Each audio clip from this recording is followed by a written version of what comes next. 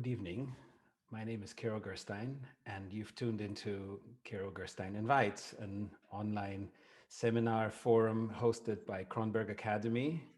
I hope this finds you well after a good Easter break and that you continue to stay healthy and alert in these difficult times. But the delightful thing is that Reinhard Goebel has agreed to join us for the second time to continue his brilliant exploration of the Brandenburg Concerti. I hope some of you were with us a few weeks ago when he gave a very brilliant survey of the socio-diplomatic and historic background of the cycle, and then we got to a point where we either had to rush through the musical examples or have this fortune to have Reinhard talk to us separately about, especially about the musical content of these pieces and whatever else he'll choose to share with us about the Brandenburg Concerto cycle. So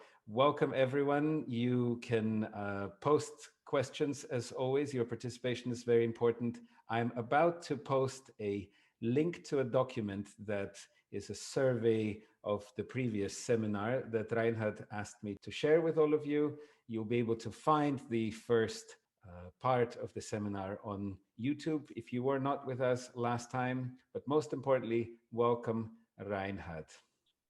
Oh, it's now my turn. I believe it is. Everybody can see you, and I think everybody can okay. hear Hello, you. everybody. Yeah, good. So second run of Brandenburgs. Kirill will send you the papers that contain what I was talking about, but It's already in the chat, so people can download it. Yes, already done. So there is a German translation of the dedication. This is the book, the size we talked about it. That it was put on the harpsichord in oblongo and not in high, but in quer format. So we have the dedication, but the day of dedication was 300 years and two weeks ago. Yeah, that's actually it. I made up a list of the keys of the keys of the single concertos and the versions, and the instrumental versions. Then we had the movement designs with a meter swords, and finally the iconological program, telling you what the sense behind these concertos is. Now we are going, and we are always. I'm always coming back to these points. We speak about the compositional process, or the density of the composition itself. And I told you in the first session already that from the whole library of Markgraf Christian Ludwig, here by the way he is, here we are. As far as we know now, only the Brandenburg Concertos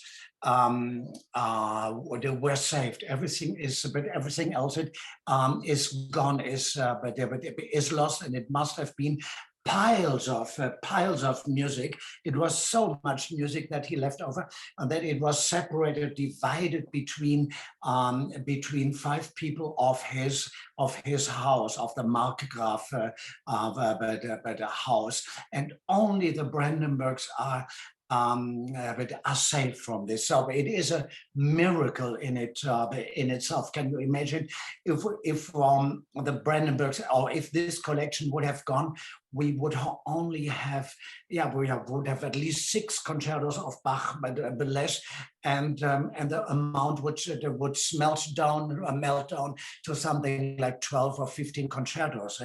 But we do not have much more, but we must assume that Bach wrote, and I show you later why why and how that he wrote at least one composition a week, since it does not take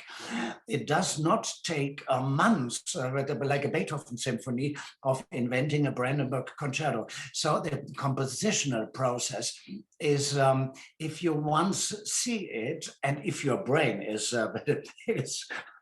well enough educated for this, then but I wouldn't say you can do it in an hour, but like Mozart says about 3 arias in Così fan tutte.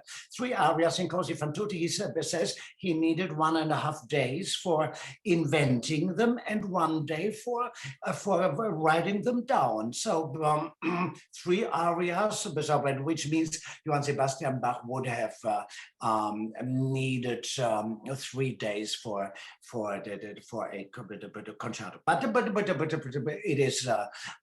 it is Nebensache to discuss this. But anyway, his duties in Köthen, in this very, very tiny little town, were writing for the weekly concert of the court, compositions, and study for foreign compositions as well.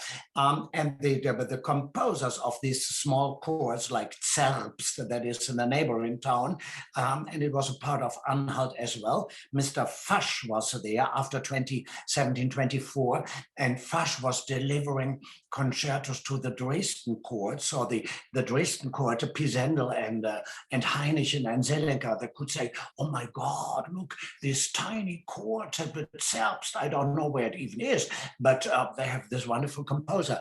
But Bach was allowed, and it was sort of his duty to give compositions away, and especially the Brandenburgs, as I showed you, certainly a dedication work of the highest value possible, imaginable, and therefore it is such a loss that we do not know what the connection between Johann Sebastian Bach and the Markgraf of Brandenburg there was, since nobody in the world ever got a collection of concertos like these. If you see what Vivaldi did with his Opus 3, so he dedicated it to a Medici prince who lived next door in Venice, but these were violin concertos, and they were mostly for demonstrating his violin art or his compositional art, but something as high or latest Baroque as the Brandenburgs. So designing the self-image of a prince in a collection of concertos, and that is something unbelievable. It is, but this is not basically my idea, but I applied an idea, applied the research of somebody else to the Brandenburg cycle. Since in the 70s, in the 80s, Canadian German musicologist Ursula Kirkendale, she discovered that lots of the rules of quintilian, how do you speak to a king or to a Roman emperor, in this case, how you speak to a Roman emperor, these were laid down in the compositional process of the musical offering. People first said, oh, that's much too far, that is, oh my God, but but actually it is actually not too far. And in the course of the last 50 years or 40 years, we discovered that behind every painting in a Baroque castle, behind architectural processes, there is an image of the time which is lost and which has to be actually rediscovered. So let's go but again in the Brandenburg. So the image of the count is represented by the Hunt in the first concerto, by a trumpet, the trumpet, so la gloire, but his glory, his fame. Then he comes a bit with 9 instruments. So this is an image of the muses, of the 9 muses on the Helicon or on the Parnassus, wherever you want to locate the ladies. Number 4 is the Good Shepherd. Number 5 is the right of doing war, and number 6 is still open. It has to do with the death, but you cannot you cannot address a prince, a king, and say, honey, but don't forget you are dying as well as everybody else. So you have to cover it in some in some flowers, and these flowers are Brandenburg Concerto number 6. I sent, but we have for the lecture today, we have a list of musical examples, and as longer as I look in these examples, as longer as I study the Brandenburgs, and going deeper into the structure and the compositional process, I see that that actually every concerto shows if it is accidental or if he planned it this way, but I wouldn't do anything, or I wouldn't say any strong opinion, but it is actually the result that every of these ritornellos, or every of these introductions, these captatio benevolentia, as it is said in Latin, is from a different style. And we have this example in the very beginning, BK1, which means Brandenburg Concert 1, and B Notenbeispiel 1. And there you see, and I made these tiny brackets around it. There you see, yeah, that is wonderful. We see the structure of the ritornello, of the first movement, which has actually 12 measures. And you see in that the 2 elements of the beginning are of the first measure is the broken triad, ba ba ba beam, and bom bam pidi team. So, and then if we go step by step,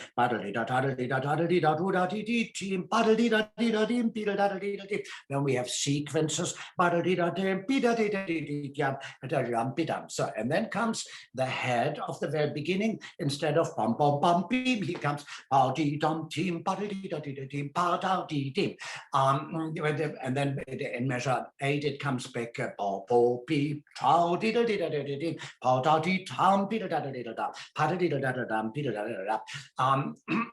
measure 11 in the middle. You see measure 11 on the 3rd beat. You see that he writes out even the ornaments.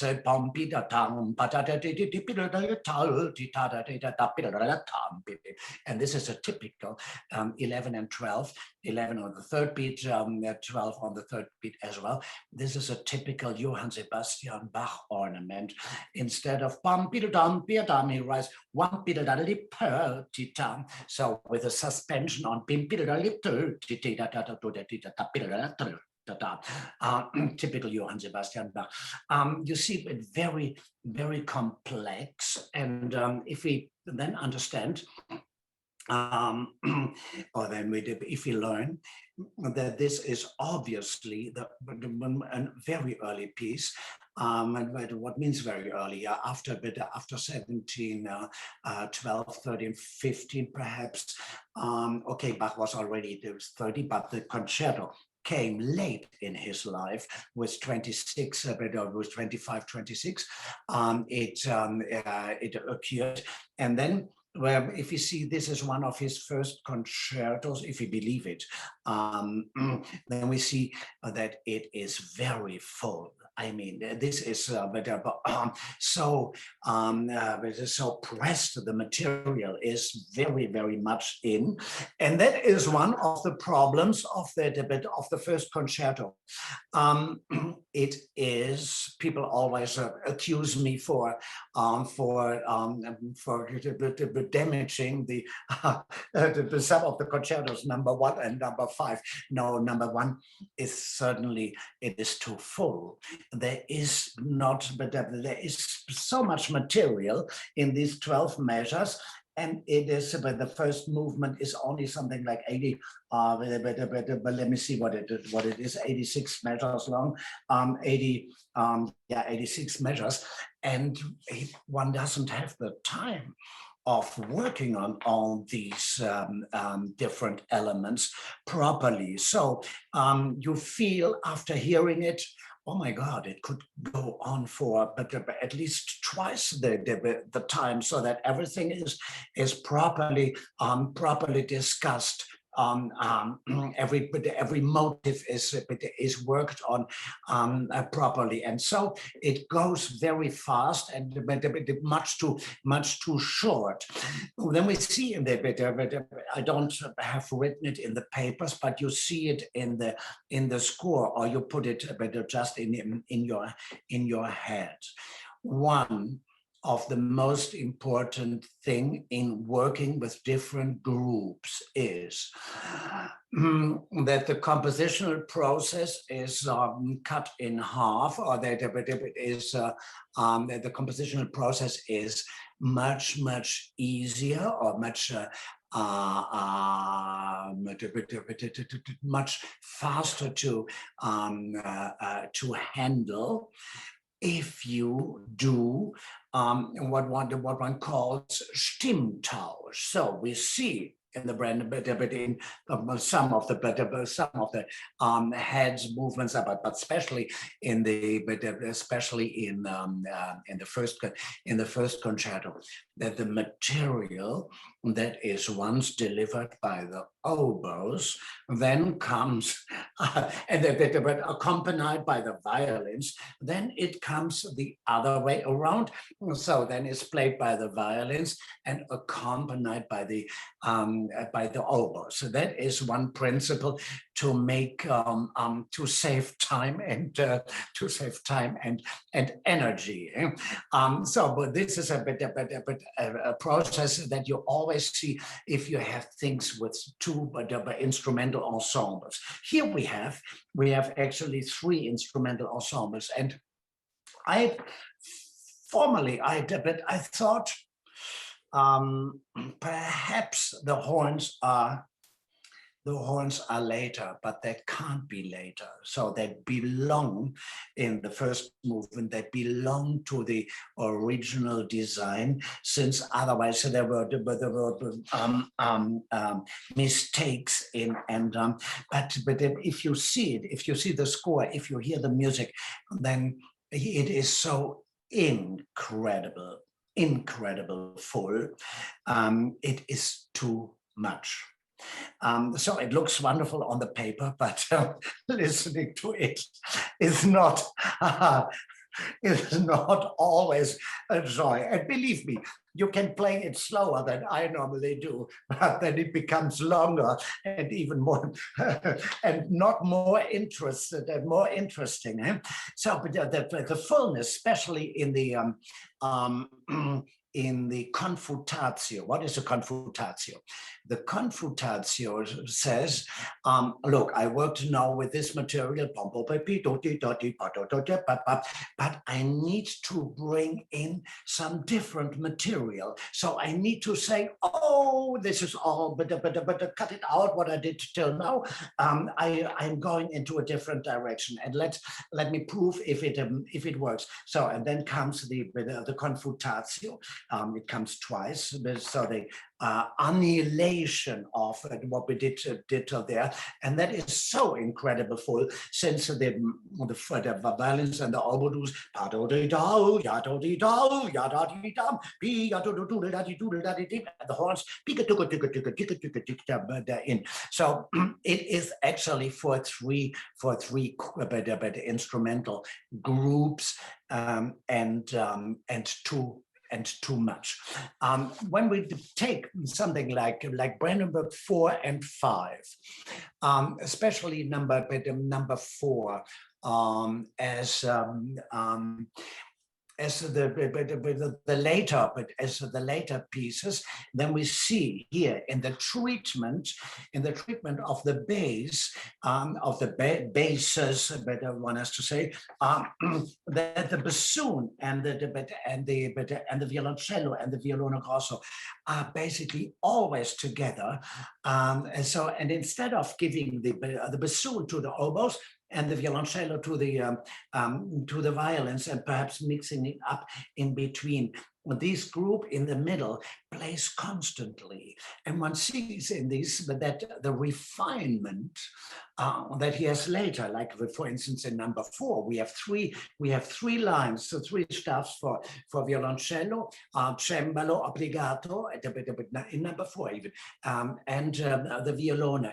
This is not, but not yet here in. So it must precede the number 4 and number 5 for some years. So it wasn't when Bach transcribed it in 1721 into the Brandenburg score, into these empty spaces that somebody made already the bar lines in. When Bach put it in, he did not work properly in this in these fields that were saying, oh, this could be better, that could be better, this is now more modern taste, but he left it in this 1715 brutalism taste, boom, boom, boom, ping, boom, ping, always all bass instruments together. The same applies for the second movement, and as far, but let me see if we have a better. No, we don't have. There's something there. We have it, but we can go, but no, we should go to Notenbeispiel, Notenbeker 1, Notenbeispiel 2. That is number 4. Let me go further, please. Boom, boom, boom, boom, boom, boom, boom. But again, there we are. So this is the piano reduction of the first measure of the piece. And the first measure is the richest in let's say in notes, and in right notes and in wrong notes as well. We see down in violino 1, violino the 1 and 2, and viola, we see the figure of a noema. A noema. What is a noema? A noema, or locus harmonos could be as well, is a broken triad in at least 3 different instruments, in complete consonances, but no dissonance therein. And you see, this is the development of F major. He has an F major chord in the harpsichord, but on the first beat, and then and that is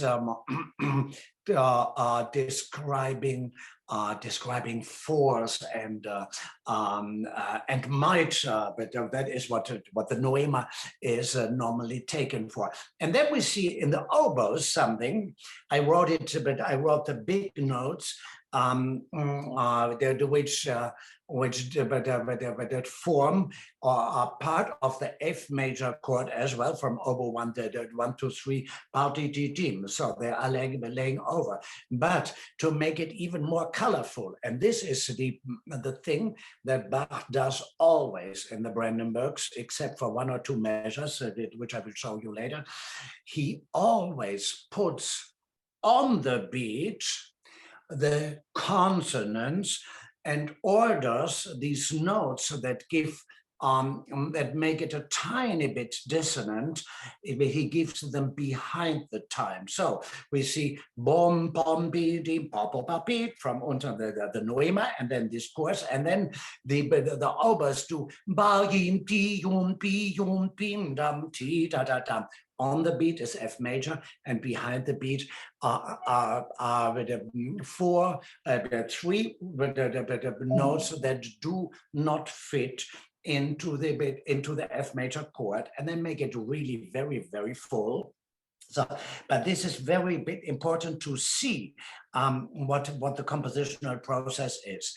On time, in consonants, behind time, you can do whatever you want. On the last eighth note here in the first measure is a C major. Padam pal yim tal him tim tim. So there we have dahitam pahitam. So there are appoggiaturas in here. The A is an appoggiatura to the G, but basically on time consonants, behind time changing notes, Wechselnoten, and to make it colorful.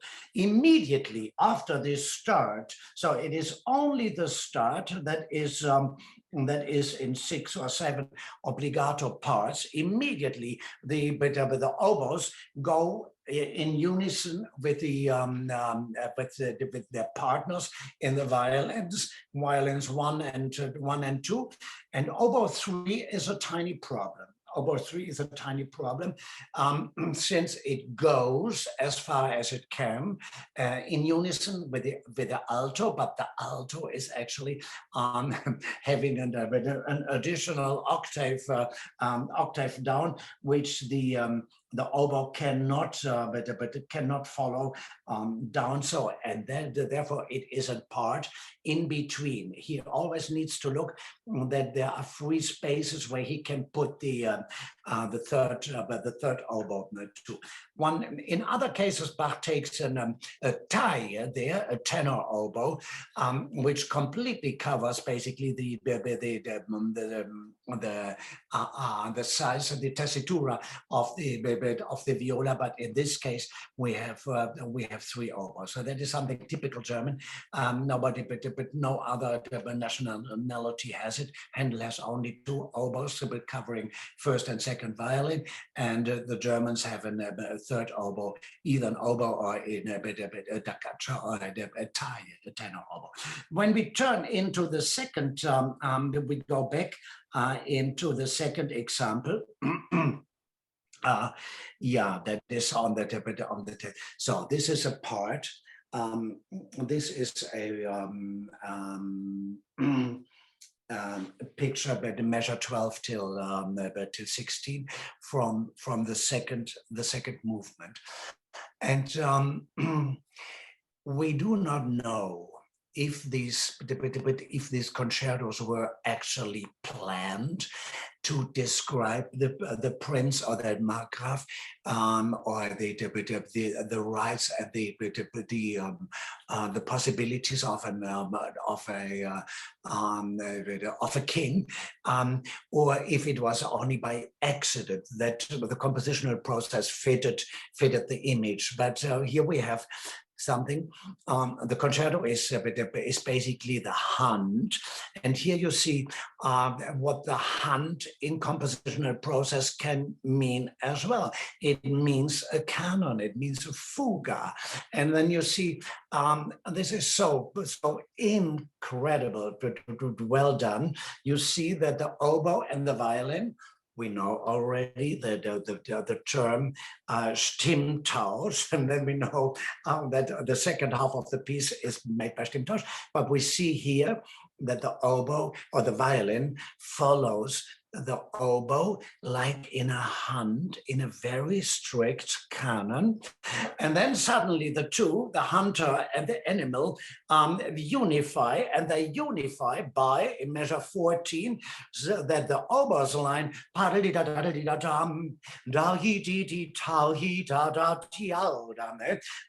is played half as fast in the violin. And then the both instruments are together in thirds. But this is an image. It's an image of the hunt, very hidden actually. But for us, since we think, oh my God, that is a strict canon, yeah, but it's a canon like the animal and the hunter run behind each other. And as I said, you already before, gaining length, gaining stretch, gaining time in a Baroque concerto with different groups means switching the material between the two groups. So, and therefore you see basically all the materials you see at least twice in this movement as well. In the second movement of the first Brandenburg, once the oboe starts, then it's taken over from the violin. Once the violin starts, then it's taken over from the oboe. But in both cases, the compositional process is the same. Johann Sebastian Bach was not very good in writing slow movements. Other composers were much more inventive than him. He always turned into chansons, passacaglias, at least movements with the same structure all over. So either we have bum tum tim ta bidadum tim tum ta bidadum bim tam, and that keeps the whole movement going on. Bidadim bum bum bi how da dim ti da dum. It unifies the movements, but I can imagine that perhaps the sons after a certain while said, oh no, Papa, not again at Passacaglia, not again at Chaconne. No, we are, it's enough. So we have here, we have this kind of Passacaglia, always the four model, but four measures, and then three measures. This, and then comes the motive or the modulation model. But it comes again. As I said, you're in the first setting, in the first session. The movement number 3 in this collection is obviously composed later, or it is taken only for this, for a justification to invest this violino piccolo, which has nothing to do in the first movement, and it has no, it has not. It has nothing to do in the first movement, and in the second movement. The original version with orchestra violin was an octave lower, and then in the Brandenburg version, he made it into a violino piccolo, and he developed from the violino piccolo the orchestra with the violin number first, and then so he prepared the solo of the piccolo violin, but obviously he took for the movement number 3, he took a vocal thing, and it could have been something like a soprano aria in a secular cantata, certainly with horns and oboes and soprano. But you know, he married at the end of 1721. He married the court singer Anna Magdalena Wilken, which then became Anna Magdalena Bach, and she was a very good, very talented singer of the Cöthen court, and she could have sang this before, and then Bach transcribed it into into a solo aria for piccolo violin and orchestra. And I said you in the first session already that the weaknesses of an aria are clearly detectable in this piece. So it's not invented by an instrument, but by the words and by the so-called Devisen aria.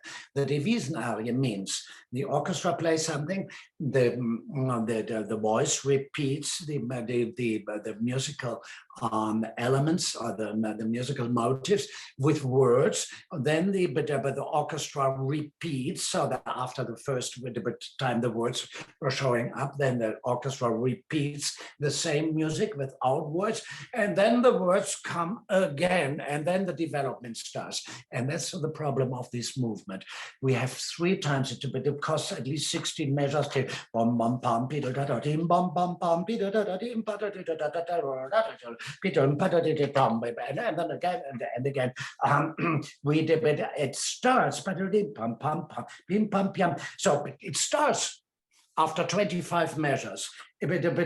All these measures till 25 stay in F major, and then finally it develops in bum bum and then the sequence goes on. Since Bach did not keep the Brandenburgs for himself in this collection and said, this is my collection of 6 concertos, very important, no, he ripped them apart after the dedication. He ripped them mentally apart and said, okay, this becomes an harpsichord concerto, this goes into that cantata, I need a sinfonia here. So he did not keep it as a closed cycle. The cycle was gone to Berlin.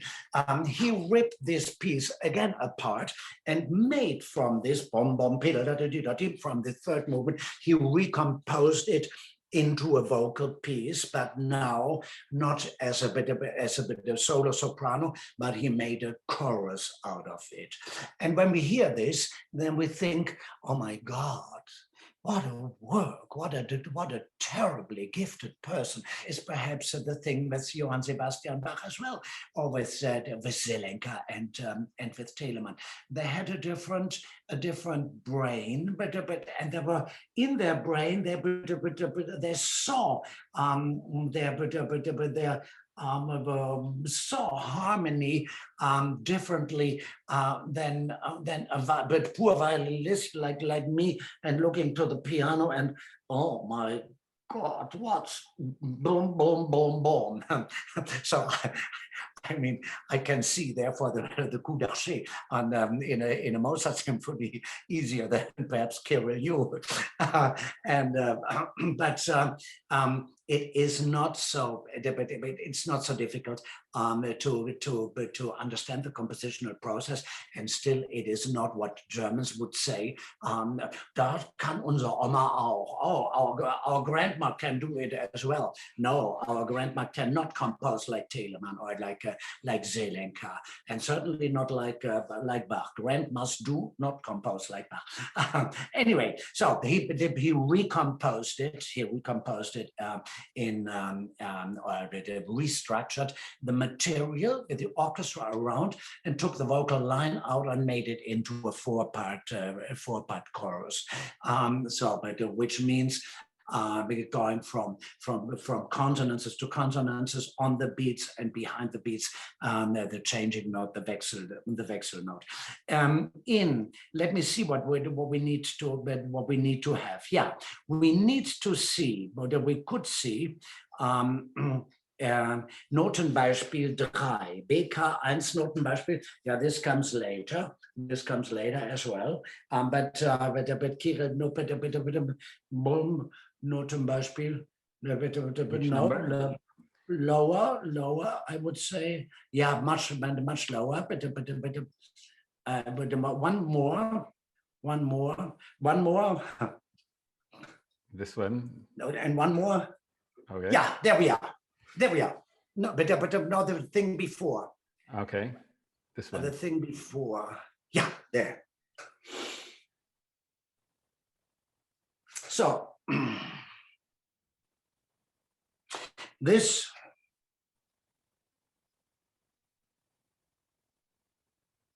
is the start of a Bieber sonata, Heinrich Ignaz Franz Bieber in Salzburg, called Trompete, the trumpet, and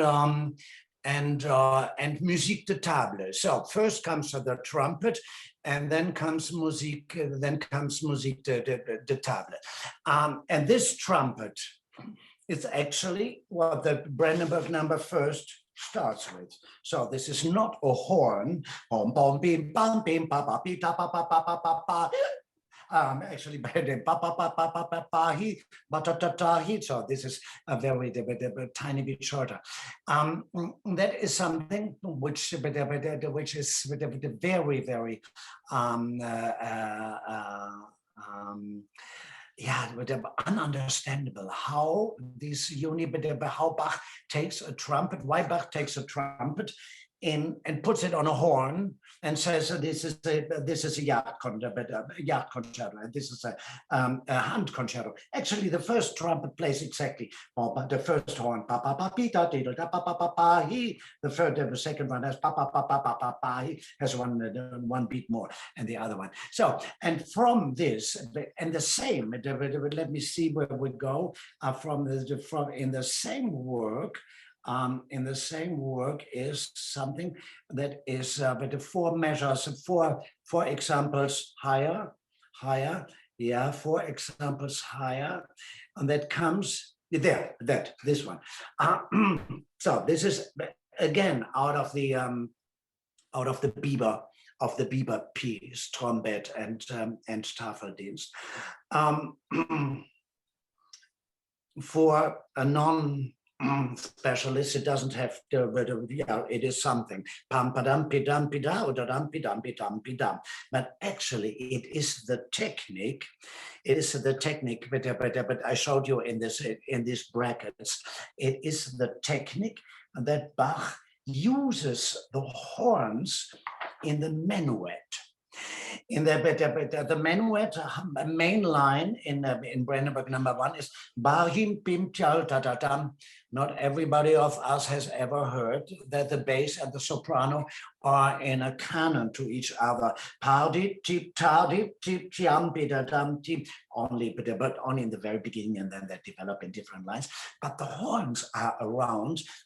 It always was wam pa pa pepi pam pipi pipi pam ba pa pa pi tam bi pa pipi pam ba pa pa pa pam ba pa pa pa pam. So again, like in the first movement, lots of noise, lots of noise, and so but let's not be silent, please. No silence, please. In the party tip da da tin tardy tap jam the horns boom pop pop pim ba pa pa pa pam ba pa pa pa pam ba pa pa pa. So an incredible amount of force and the sound production. But I was so astonished in first seeing the Bieber trumpet coming back as an horn, and then seeing these kind the Bieber things, so always this ornamentation that fits accidentally into the accompaniment. There is the question, how much of foreign literature has Bach seen? Did he meet anything from Bieber? Yeah, actually, he could have, since when he was born in '85. So he was trained from 95, let's say from 95 to till his 20th birthday in 1705, and there is enough time to get to know the German ensemble music. Unfortunately, we do not have so much material material from Mid Germany, since everything is a bit is either burned down, but disappeared in wars or in water. But we see in these tiny things that the music is quite that it develops step to step from each other. They are still drinking from the same sources, which is so important to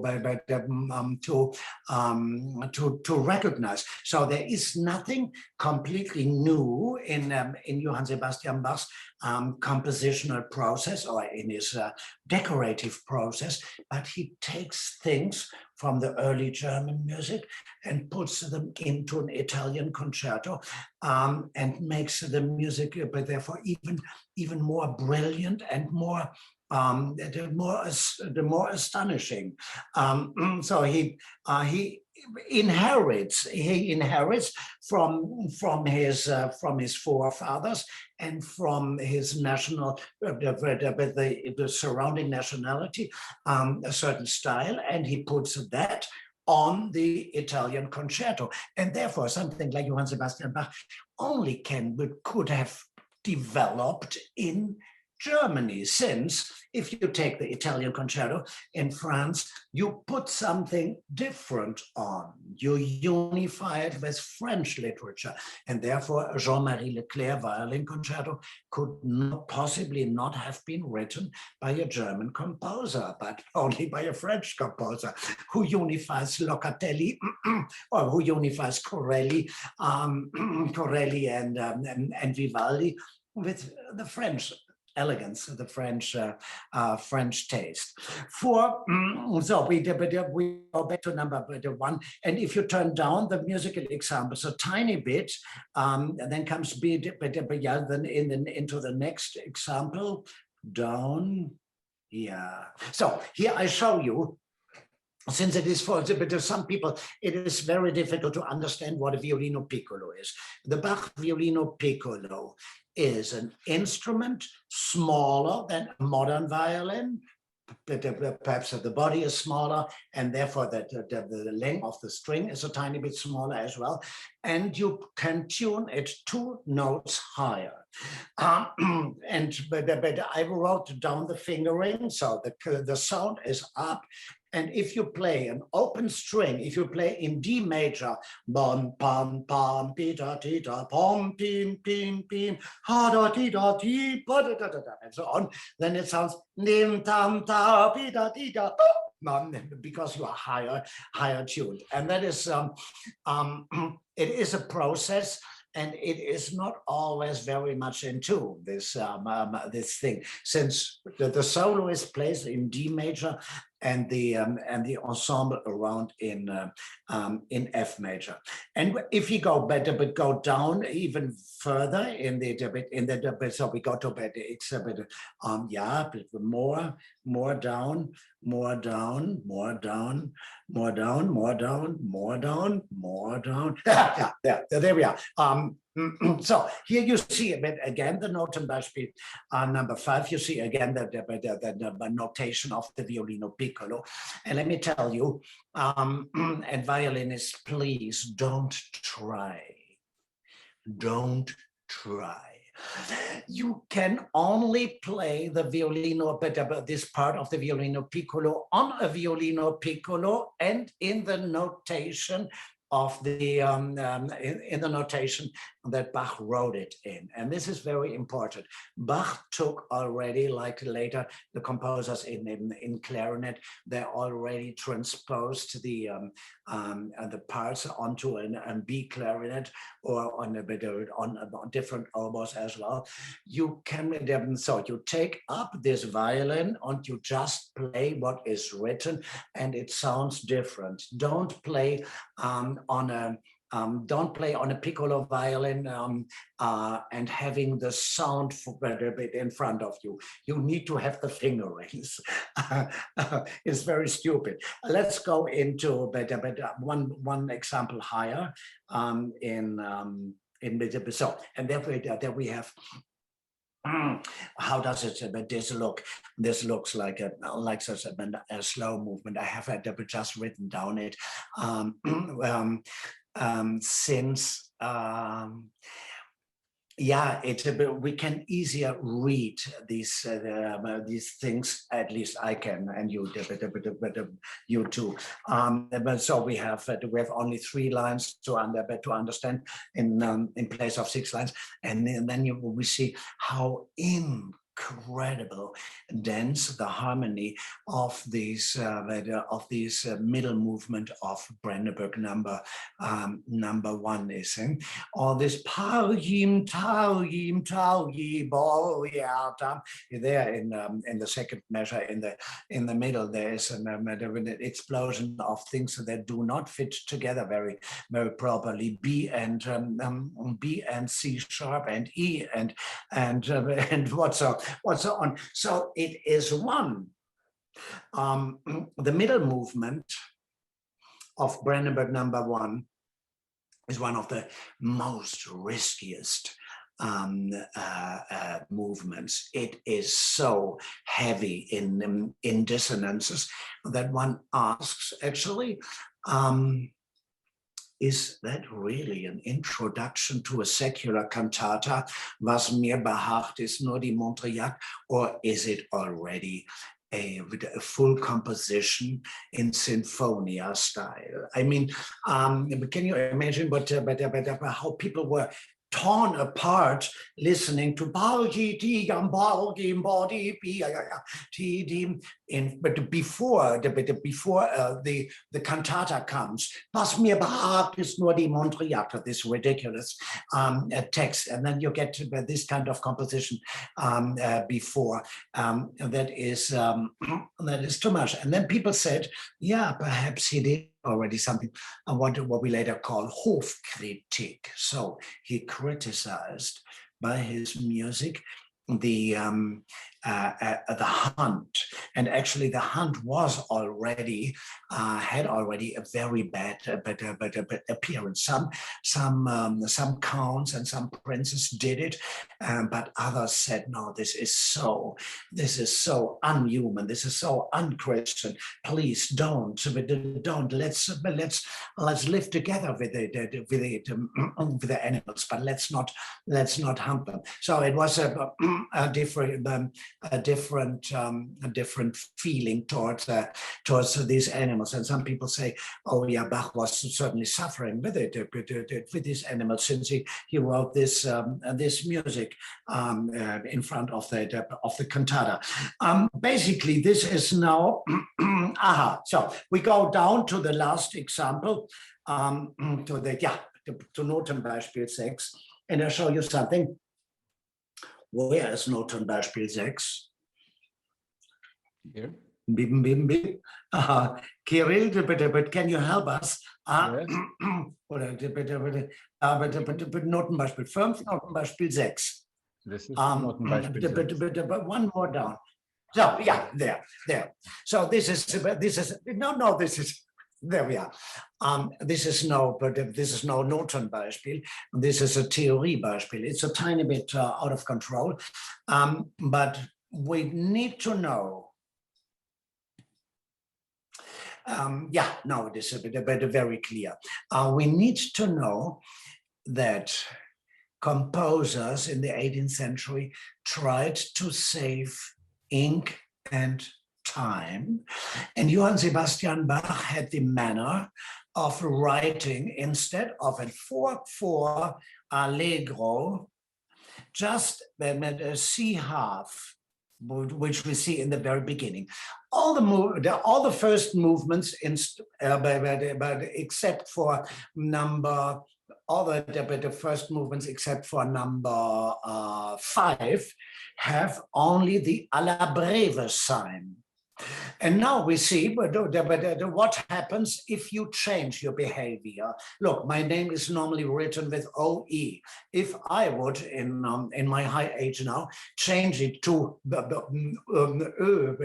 with dots on, I would certainly make many mistakes in the beginning of the process of changing, and always coming back to these old writings. And so we have, when he then decided to turn to make it more clear that he wants an allegro in 4/4. It happened once in a while, 1 out of 20, he made the mistake. He wrote the C half, the alla breve, and an allegro, which is wrong. We have this case, the C half and the allegro, both together in the first solo sonata. We have it in the double concerto for 2 violins, which is vivace and alla breve, but we have two layers of parts in the double concerto. We have the solo violins written by Father Bach with alla breve, vivace, and we have the parts by CPE Bach written C simple and vivace, but they need to be played together in the same tempo. I assume, I would at least recommend. So Bach made mistakes. And is this generally when we see this alla breve and the 4/4 and alla breve and allegro, that this is a mistake, or only in the Brandenburg cycle? No, in the Brandenburgs it is, and it is sometimes in the organ sonatas as well. So in the early 20s, when he changed it around 1720. When he changed it, he made this mistake. Later, it is okay. In the Art of Fugue and the Musical Offering, there is not the mistake. But between 20 and 23, I would say, be careful. So it doesn't know. He does not have an alla breve allegro. Look, this is what we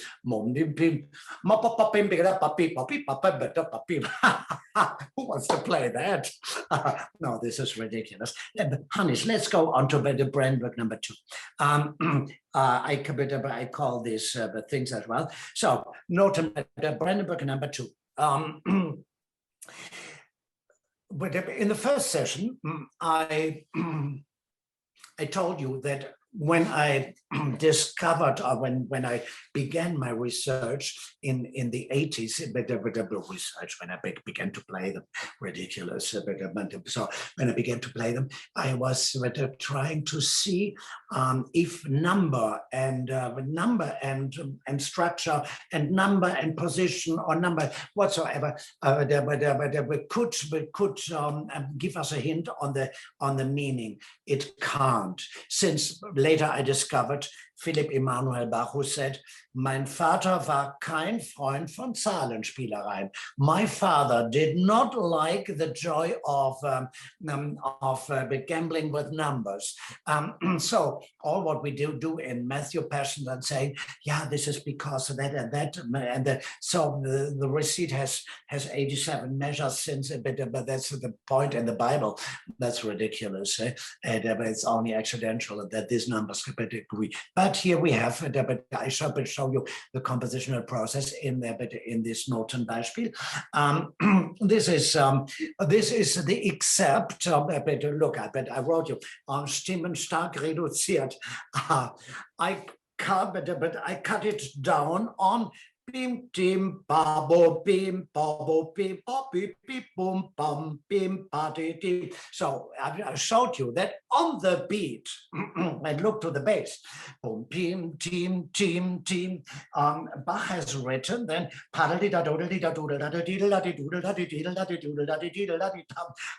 So he colors this extremely, but this is the skeleton of the composition. And how does one begin to compose? One begins with the bass. That is the most important important part. First, you have an idea of what the bass is, and then you write it down, and then you can compose a melody or the musical motives on. So this is what we see here. We see as well. What do we see? We see parhim, tambin, dem. Is there a parallel? I'm just looking into party, toti, toti, toti, toti, ta. Yeah, there's a parallel. There's a parallel between second violin and trumpet, which shows us in the first measure already, which shows us again that what I told you in the first session, the inner parts, the first violin, first, second violin, viola, later additions to a concerto for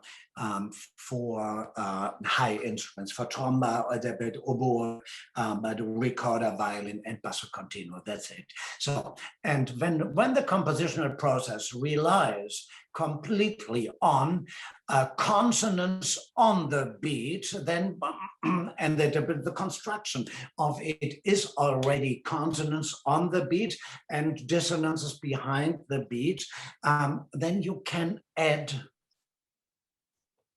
as many parts in. You only on this consonance, but you only have to look for that they do not go in parallel. So this is in octave parallels, but you can avoid it by going in different movements in different directions. But there is always a lot of place in. So this is the concept. This is the whole ritornello of Brandenburg number second. And I asked myself. But we are so used to these concertos and to their feature and to their sound.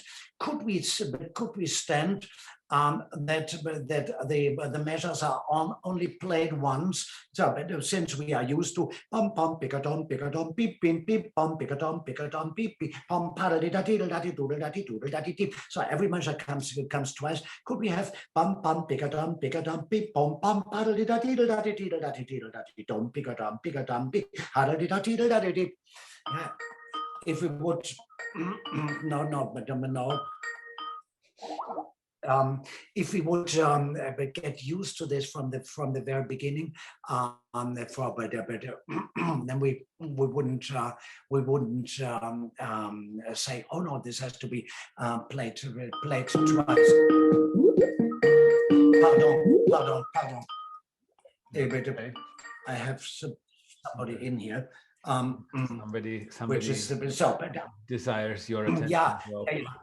And not good to somebody who does not follow my lecture. So this is the Notenbeispiel 1, and you see how you can see how simple it basically is. So these are only consonances, and the padim pidam padim pidam padam padi padim padim podi padi toti tam. All the dissonances are placed behind as a second or a fourth 16th note. Let's go to Notenbeispiel 2. So that is the trumpet, and that is the trumpet. This piece by the Brandenburg number 2 is it shows us that Johann Sebastian Bach was sometimes mean. He was not friendly always. He was a bit in comparison to Telemann. It is not only basically this high place for the trumpet. It is, I would change it now, but it is that the piece is constructed, the first movement, the solos are constructed like a fugue, like a, there's a special name for the fugue. No, but if I talk so much English, then it is called a Permutationsfuge. That is, it is so. Everybody playing the same things. And then look what he does, when the oboe comes in, the violin plays, and then when the recorder comes, then the oboe must play, incredible difficult.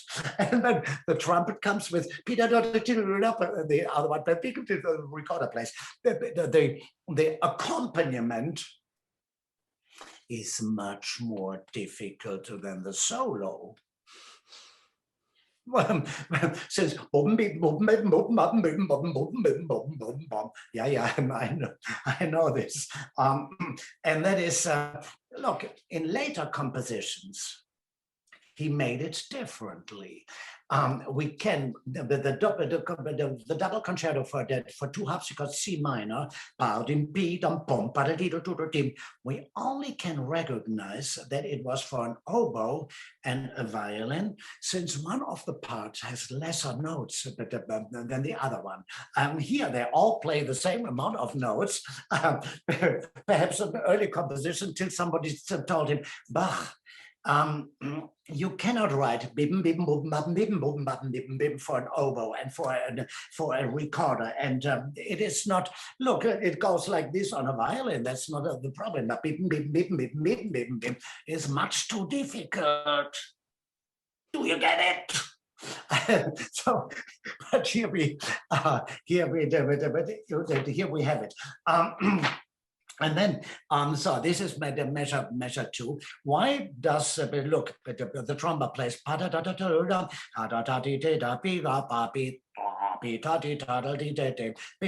doesn't it play an E? Because the E is not on the trumpet.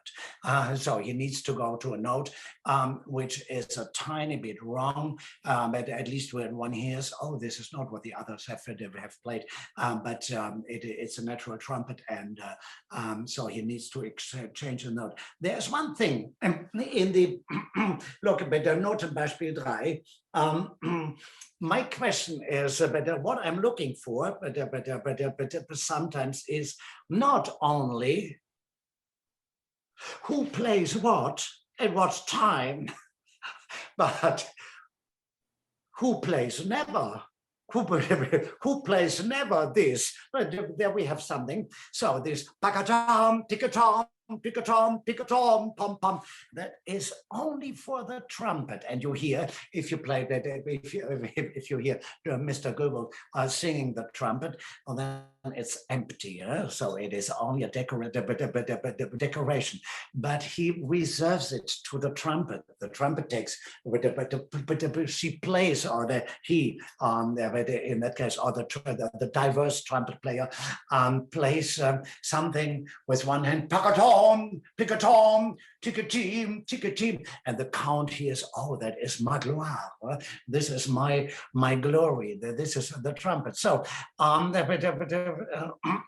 who is playing not? What element is only reserved for one instrument? And here we have one of these things. Look, Notenbeispiel 4, and then you see. This is so amazing. This is so wonderful. The upper 4, the Notenbeispiel. Can we go down into the next Beispiel? Look. This is yeah, wonderful. And let's have the bass as well. So the first is trumpet, recorder, oboe, violin. The violin plays even double stops, and then comes first violin, alto, and the second violin together. And you see how incredible, wonderful he structures these. So, but there goes one beam beam beam pal di di di pal da ta di ta di di paddle di da di di di pa da da di da dumpy di dumpy di dumpy paddle di da dumpy di dumpy di dumpy paddle di dumpy di dumpy di dumpy paddle di da da. So that is the original music, the four upper parts, and then he structures in bum dim tau dum ti dum be dum pow dum. The technique for the first violin is called tempo rubato.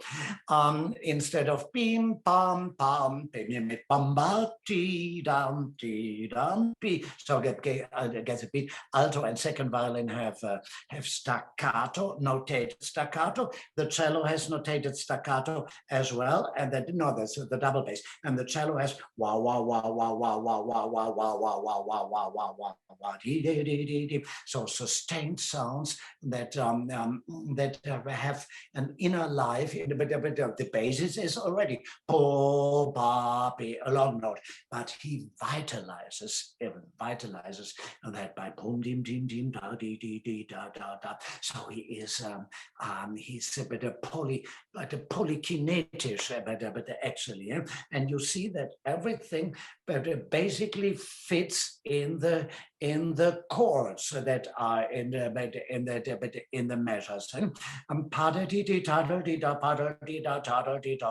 A wonderful example. The next Beispiel is, that is something. Yeah, what is that? When when the fugue, the solo fugue, comes the second time, so that the piece is clearly in half.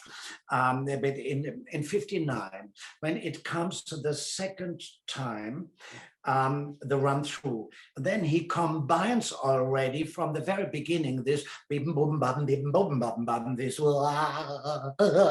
how difficult accompaniment. He combines it already from the very beginning with the and then he adds as a third motive, pampadam timtadim pampadam pampadam.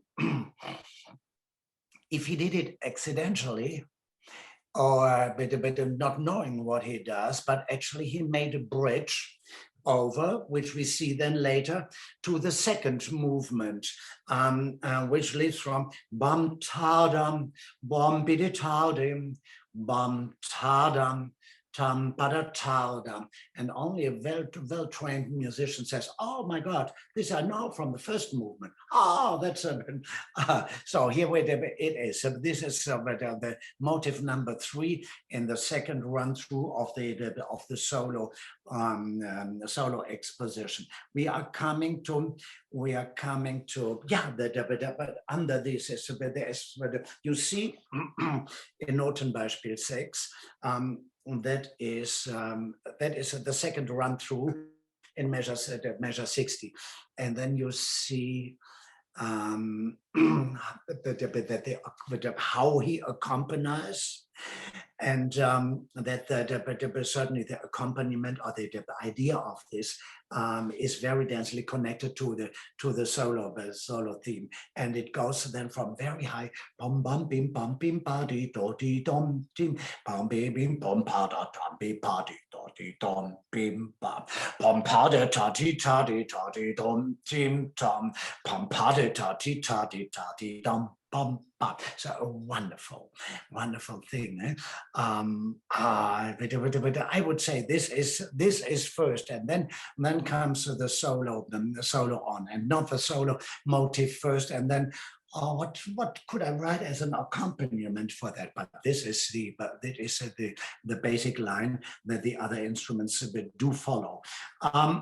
We have lots of the next music Beispiel, Beispiel 7. That is one of the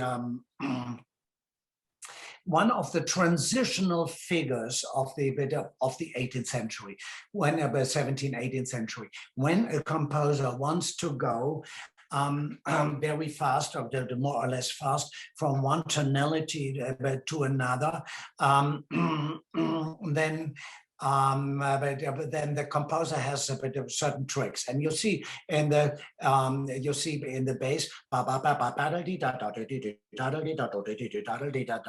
and up, so this is called ligature et durezza. You see it in the trumpet and the oboe. But you see, but in the part of trumpet and oboe, the trumpet and oboe, you see something. What did he do? He knows that trumpet playing is very, very difficult, and so he does not hold the trumpet on the over in a half note. That all the others play papi da da da di da da ha di da da, or the recorder and the recorder and the violin. The trumpet is only pa pa di tom ba di da tom because it is much too difficult to hold this this note. But it's so this is the compositional process of the place ligature e durezza. We have the same thing once again in once again in the next Beispiel, which is actually wrong here, since it comes from the Brandenburg number 4. Bum bum bim bum bi gum bi da di da ba wow dim wow di do di da di da. So always the same compositional process that you can ornament in different styles, but the harmony, the bum wilding, pum bigadam bim. So the harmony structure is basically always the same. We come to measure to example 9. And that is from the middle movement of the Concerto 2. So you see something. This is. I wrote the numbers, the measure numbers on. And if you look carefully in measure, in example 15 and 43, you see that he, in one of the parts, did not write 8 notes, but small notes. Why? We cannot say why he did it. At least he did. In 33, he writes with the 8 notes in all parts. In 7, but it's only in the middle voices. In 15, it's only in the middle voice. In 33, it is in all parts, and in 43, it's only in one. If you put on a CD and you listen to what the performers do, then they play in all the cases just the same. And this is something I do not believe in. I don't know the reasons. I could we could no, this is a septime. What is the reason? Party. But later. It's not now. But at least 4 different solutions for the same musical case. 4 different solutions. Wait, boom, boom, boom. 2, 1, 3, 1. The hum, 3 solutions for 3 different cases. So number 43 is the same. It only teaches us something. No, small notes are not appoggiaturas, but they are French ornaments before time. And we get the next example. Yeah, so in example 10, you see it. So this is the cadence This is the cadence of second movement, the Brandenburg number 2, and there you see that we have small notes in the recorder and small notes in the violin. But we need, if you go into 63, we need the E. We need the E on time and not bayim, and we need, and that on the second, but on the third beat in the first part, so this is a 4-Schlag. Otherwise, we would get in 63 on the third beat a G and a G sharp the same time. I know performers that say, "Oh, I love it very much," but these are the performers that never have read Leopold Mozart, who says when musical nonsense like a G and a G sharp comes on the same time, you certainly have to do the G shorter so that the chord stays in the chord comes. The accord comes in the position or in the order of notes with the notes that we really need to have, so that on 63, a third beat, the dissonance is between F and G sharp, or between F and B in the bass, and not between G and G sharp in the recorder and the oboe. That is a chord that does not exist. And then you see in the very end that even there, but he has different solutions. He has a 4/3 in the recorder, Tidam, and Piao Tao Dim Tim, and Baugim Dao Yam. So very colorful. It is an hemiola ending where everybody is contributing from that side, from this point of view. Oh, here, let me do something with it as well. And everything carefully written out. Actually, what we see on the second beat in 63 in the recorder, in the upper voice, is a written out coulement de tierce. So these 60 notes before the time,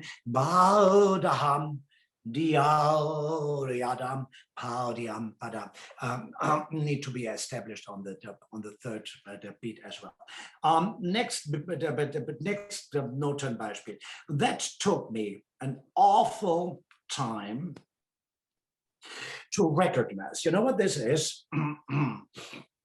I wondered, I told you before, I wondered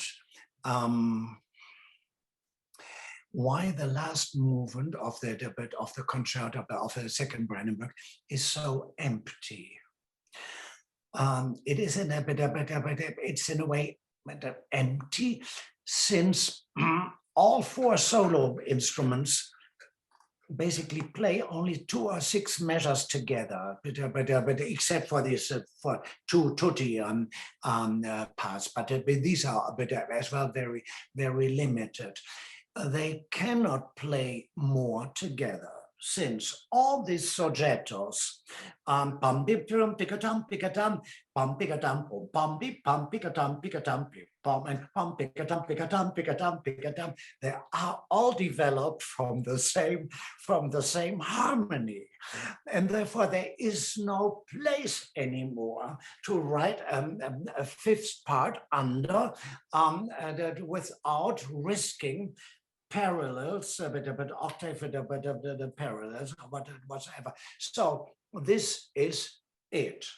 All the 4 soggettos that from the last movement are deriving from the same harmony, and you see, or we see that the soggetto 1 bum bum tim patatum beep patatim patatim patati is bum bum bum bum patatim patatim patatim patatam patatim patatim bum bum patatam patatam pitatim patatam patatam pitatam pitatam beep bum beep bum, is combined in the very beginning with soggetto 4, and then they switch over, and then the first instrument goes goes to Soggetto 2, and that's, I think, the name why I have called them this way. And so the emptiness is part, the part is due to the compositional process.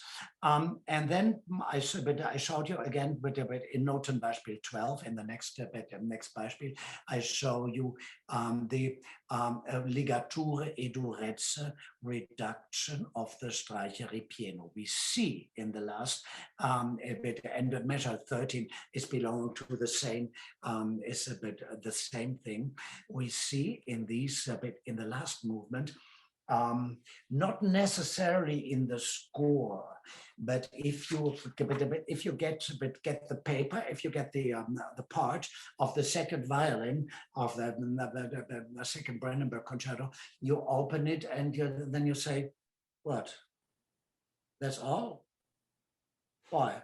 I mean, these are twice 8 or 12 measures, and then you see, and then you realize this orchestra is not part of the original design.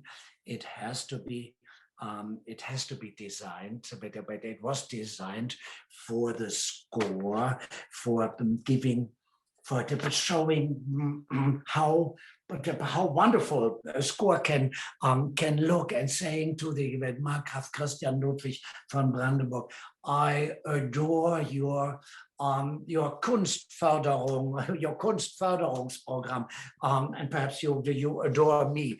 So he showed his, without perhaps playing it, he showed his artistry to the count, who did not recognize that this is for 4 instruments, and that the 4 orchestra instruments have been redesigned, and they play something like a piano score therein. You see it only if you have the material in front of you, especially the second part. You see it as well in the double concerto for 2 violins, that the orchestra are not belonging basically to, this must have been a trio sonata, since what they do is so limited. They sometimes do, but that is all they play, and that is not substantial. Therefore, you don't invest in orchestra, or if you know that you write for 2 violins in an orchestra, you write differently than later if you transcribe a trio sonata into a violin concerto. Let's go into Brandenburg number 3, and if we dig into Notenbeispiel and dig into Notenbeispiel number 2 already, number 2. So let's skip number 1. And then you see something I told you. When I believe in the numbers that could have to do with the position of the concertos in the cycle, I did this kind of ridiculous work, but actually, why not? It fits, but I wouldn't necessarily say, yeah, this is the reason why number 3 is number 3. So I found out later what it could be. But anyway, so you see how this is constructed. And if you know, if you know, already knowing that how we form, how we get the skeleton of the composition, take away all second 16 notes. Bim bim bam bam bim bim bam bam bim bim bam bam bim bam bam bam bam bam bam bam bam bam bam bam bam bam bam bim bam. So then we have actually measure 4. We have actually appoggiaturas. Since 1 bam bam bim bam bam bim bam bam bam bim bam bam bam, it would be bam ba da tim da di tim pa da dum. There's like tiny dissonances, but you see already behind the skeleton. You see the composition. Notenbeispiel 3. Notenbeispiel 3. I told you in the first session that the cellos are invented specially for the Brandenburg version. They are invented for the Brandenburg version to make to add to the 3 violins and the 3 violas, 3 violoncellos. And then I wrote you, but I copied you these one measure. It is measure 10 and 17 in the Brandenburg version. And then you see that he made a mistake in measure 17. He switched the cellos. Why did he switch the cellos? Because he had forgotten how he had invented them in measure 10. But in measure 10, it was not right in the very beginning, since you see that he made with a wet finger, he took the ink away and corrected it into this. And in measure 17, he forgot to correct it.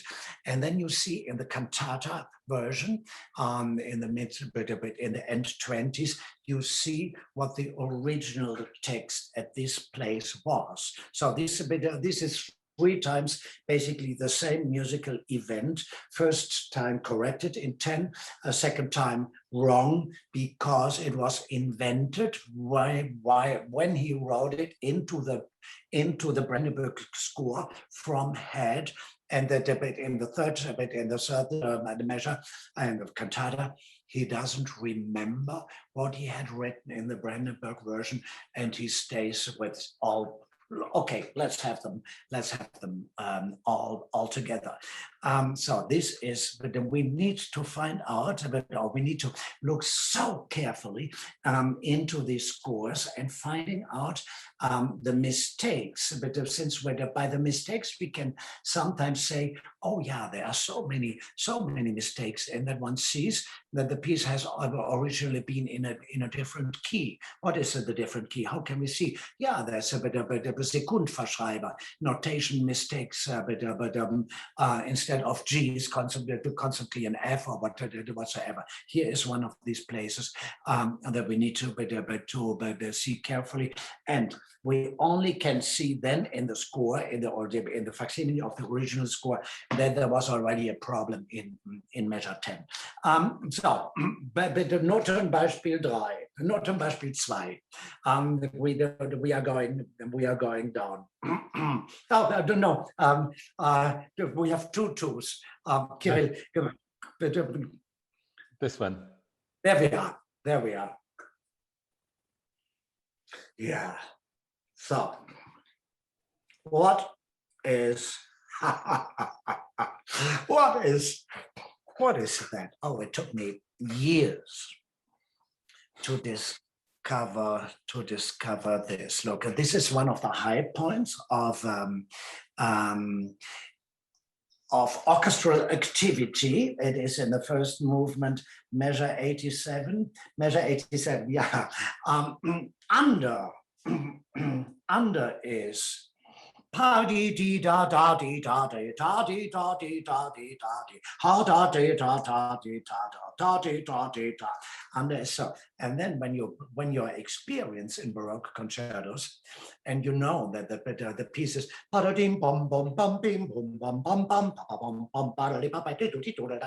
so that triads are basically it, and then you hear pi da di da di da di da do di da di da, then you know that you are in the confutatio. So the original material is criticized and is ridiculed in a way. Is not part of the bass system, since the bass plays bim pom bip bip pop pom bip bip pop pom bip pop bip pom bip pop pom bip pom bip pom. So broken triads. And here, so this is the high point of development. But I wanted to find out, and therefore I have transcribed it into violin, in the clefs, the 3 violins, 3 altos. I wanted to find out what he actually does in avoiding parallels. So therefore I've written this out. And then you see the violins, the upper violins, or the violins move beep, boop, beep, boop, beep, boop, beep, bop, and the lower instruments move boop, beep, boop, beep, boop, beep, bop.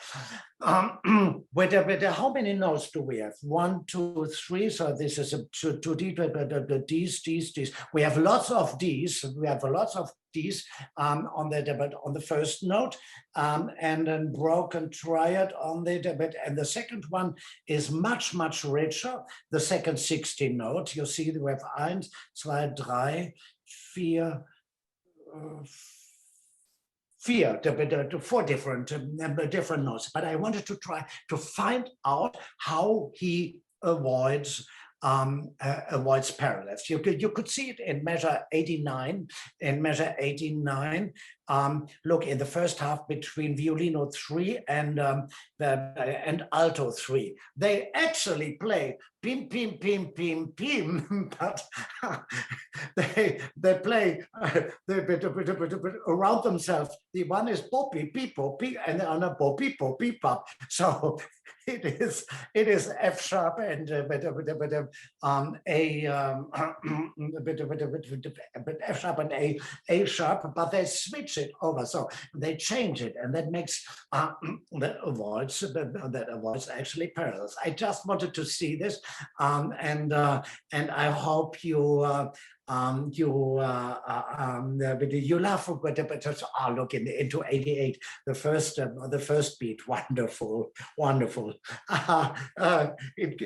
incredible. So, but and then I did with the next Beispiel, which is a tiny bit lower. You see that this is the way of dealing with this kind of things.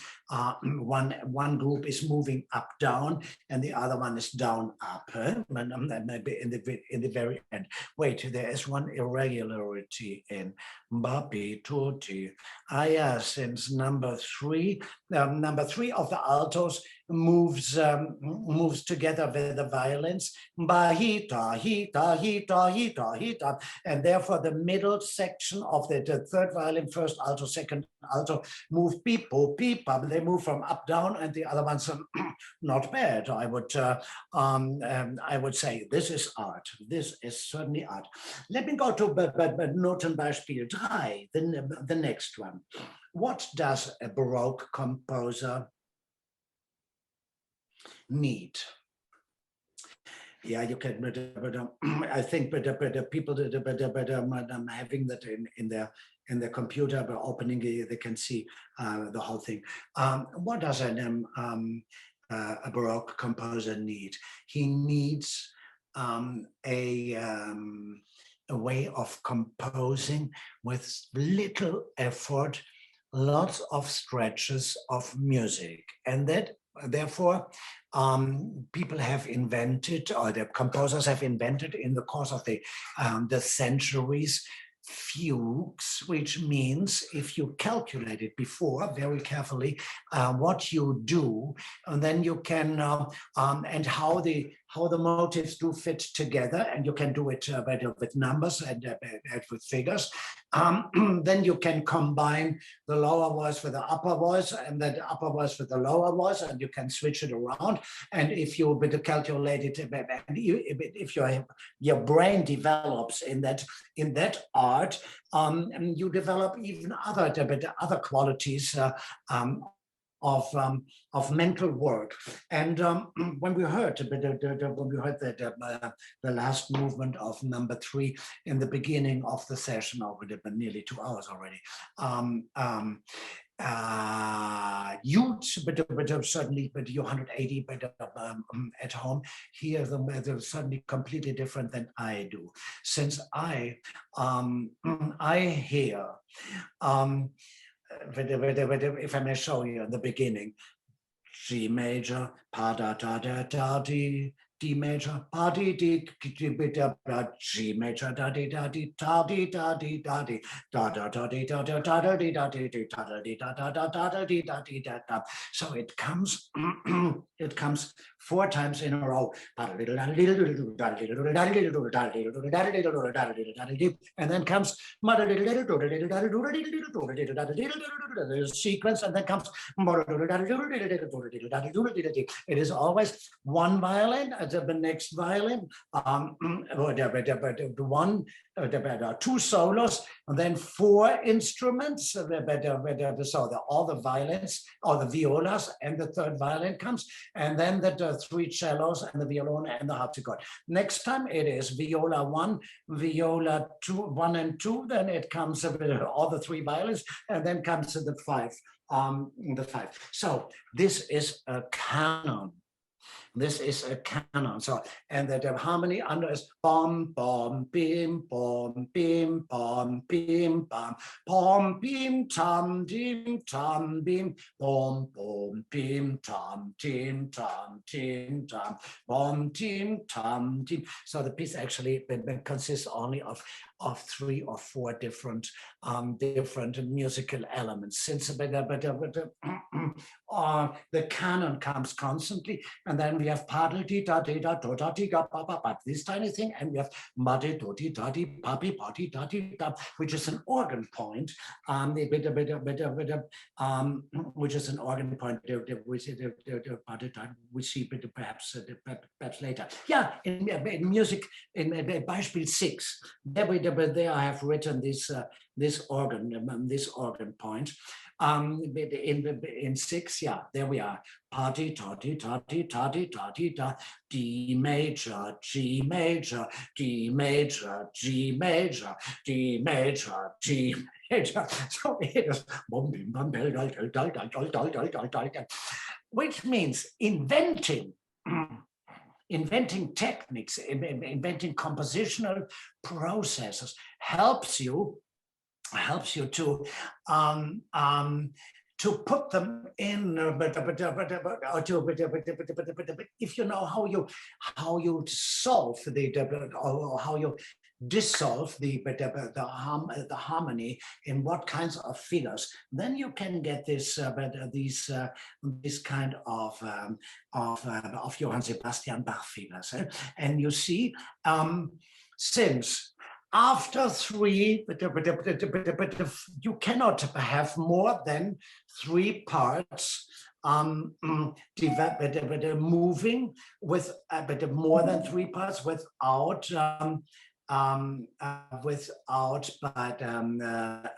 getting perilous. So he needs, in the moment that the party todi tadi tahi party tadi they come in, he needs to put the others in bottom beep beep in the other direction. Otherwise we would get octave parallels.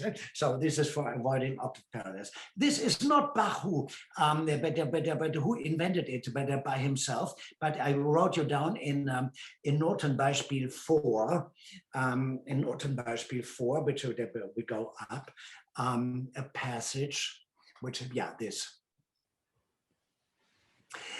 A very important passage by Telemann. And actually, I believe that I told you before that the profession of a Hofkapellmeister means contributing the secular cantatas for a court, and otherwise performing music from outside, so that we have a connection to Hamburg, to Dresden, to Berlin, to Hanover, but whatsoever.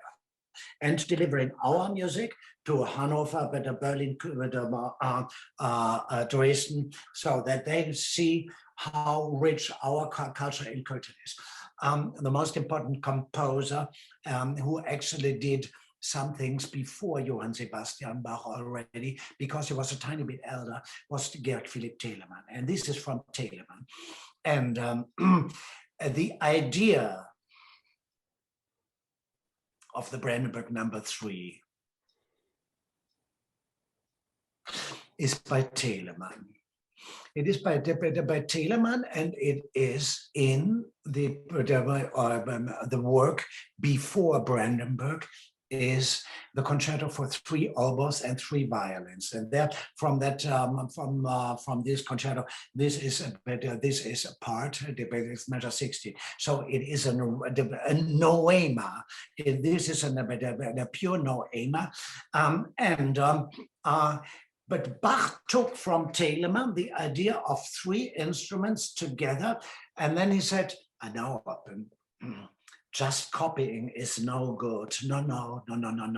You have to give it with interest." But let me start on this idea already, having 6 instruments in quite the same range. The oboes are high, basically the violins are tiny bit lower, and then Bach transformed that idea into 3 violins and 3 violas. But the idea behind it is certainly born by Telemann, who delivered concertos to all the courts. He was number 1st of the German composers, and we see in this example that this must be certainly before, and we see further. Let's go a tiny bit down on this example. Then you see another from the same thing. You see all the instruments. Look, that is Telemann. Taudim, a canon. Party, tutti, a 6-part canon. Bach. Bach will certainly have detected immediately what this is and what is behind. So what is behind is that the triple meter is not accepted, but they come in a duple meter, and so there is no measure in the very beginning. And then they start again, look at that, but when the violins are through, the oboes start again, and then the bass comes, and then the and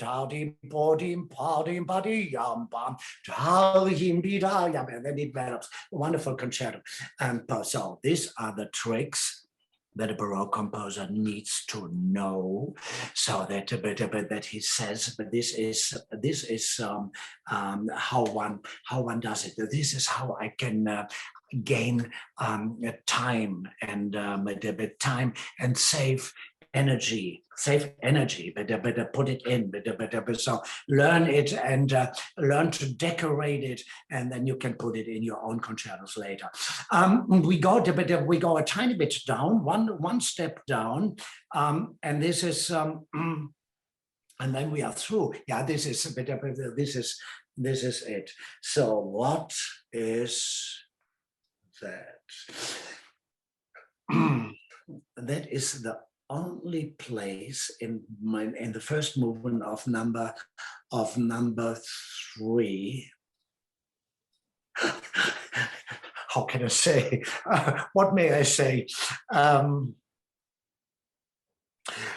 This is the only place where Bach came to an end of his compositional art, since suddenly he makes something he did not have, but has not done before. He either puts together all the violins in one part and the violas in one part. But look what he does here. But the first and second violin are separated. First and second viola play pa-da-dim, pa-da-dom, pi-da-dim, pa-da-dom, pi-da-dim, pa-ba-bom, pom, pom. And then he puts together violino tre and viola three in with his second motive, pom, pim, tam, pom, pom, bum, pa-da-di-da-dum. So how could one solve this problem differently? That is, it is not rich enough, and it is not poor enough. So he risks in a certain way. Okay, let's forget it. These two measures. the force of invention is certainly a tiny bit gone. But perhaps one of you can reconstruct this part and say, look, this could be the solution as well. But actually, he needs the theme in violino 3 and viola 3. So that is the most important thing here. And around is the declaration of boom, bum, beep, beep, bum, beep, beep, bim, ba-da-dum, beedadum, beedadum, beedadum, bim, bum. It is a bit, as I told you, wonderful place. But you see that even Johann Sebastian Bach works sometimes at his limits. Let's go to number 4 if you still want to have it. Oh, this is quite simple. Look. I showed you yeah, let me ask the different, let me tell you something different. If we carefully look into the Brandenburgs and compare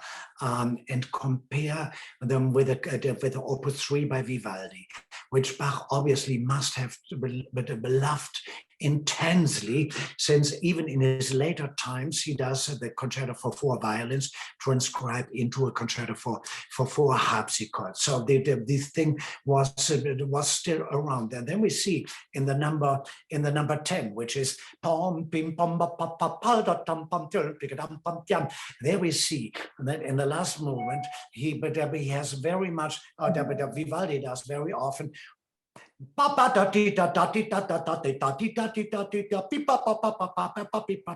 he does exactly what we call the anticipazione della note.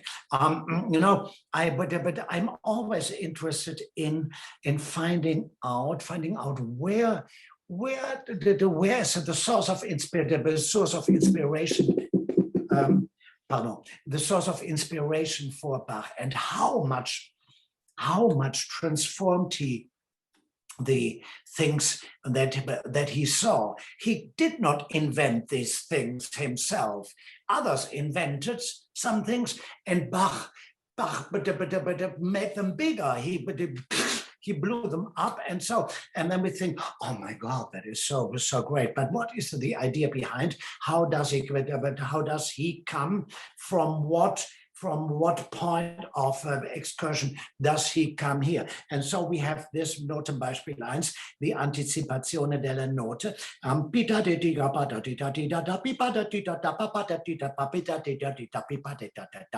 Clearly derived from Vivaldi, Opus 10, Opus 3, number 10. I showed you the next example in Notenbeispiel 2. Look, this is what we had before. This is a new thing of ligature e durezze, meaning that on the first beat, there's always one bum, this kind of dissonant Zopf. What is Zopf? Wait, what would Zopf? Bread. But if you have something like these, like girls in the Nazi time had, and this is braid. So, and this is the dissonance and Zopf. Right? You see him. Let's go into measure 3. I talked in session 1 on this kind of nearly the first violin, the solo violin, but in measure 3, the solo violin in Notenbeispiel 3, the first the solo violin. Kirill, do you go to number 3? There we are. Look, up there is the element of how the flute's playing it, and down is the violins. What is the message? The message of the violin is, honeys and the flute, look, listen to me. I am 2 flutes. I can play in double stops. And you see, I don't need even time to breathe in between.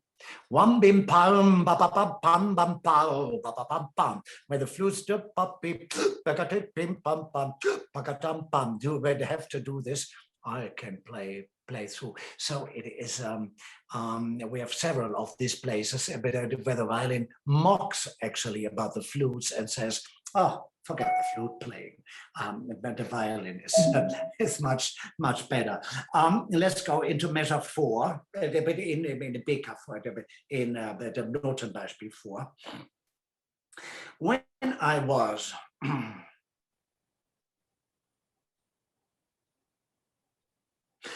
when I was looking into already all-time, when I'm thinking about Vivaldi and what did Bach actually take of him? What did he have?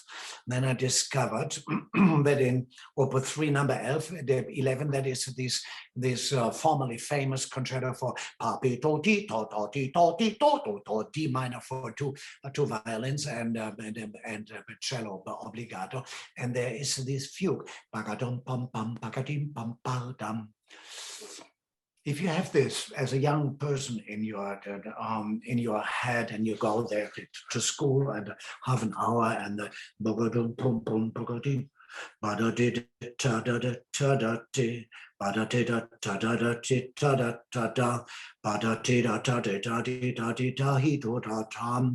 and then you begin to fantasy, to make musical fancies about.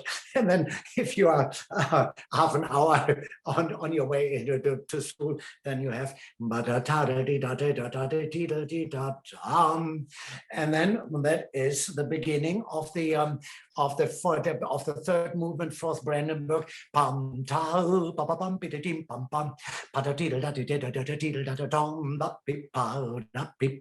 There. So this is how these pieces are coming from one family. But Vivaldi had and Bach made, so it turns it into G, and already it is difficult to detect this connection. Oh, we are through with 4. So let's go into 5. And I promise you, Christmas, you will be at home. Bien sûr. The program of number 5 is the war. The war, which is the right of the prince, and but it can be calmed down by the flute. That is the reason that in the Brandenburg number 5 is the only concerto that has where the flute, or where one of the instruments does not take part in the general motives, but so the violins play these, and the flute never does. So the flute has its own material. So it calms down the violins, and I wanted to show you with Notenbeispiel number first, any time, and that in Bach, in the text of a cantata comes on struggle,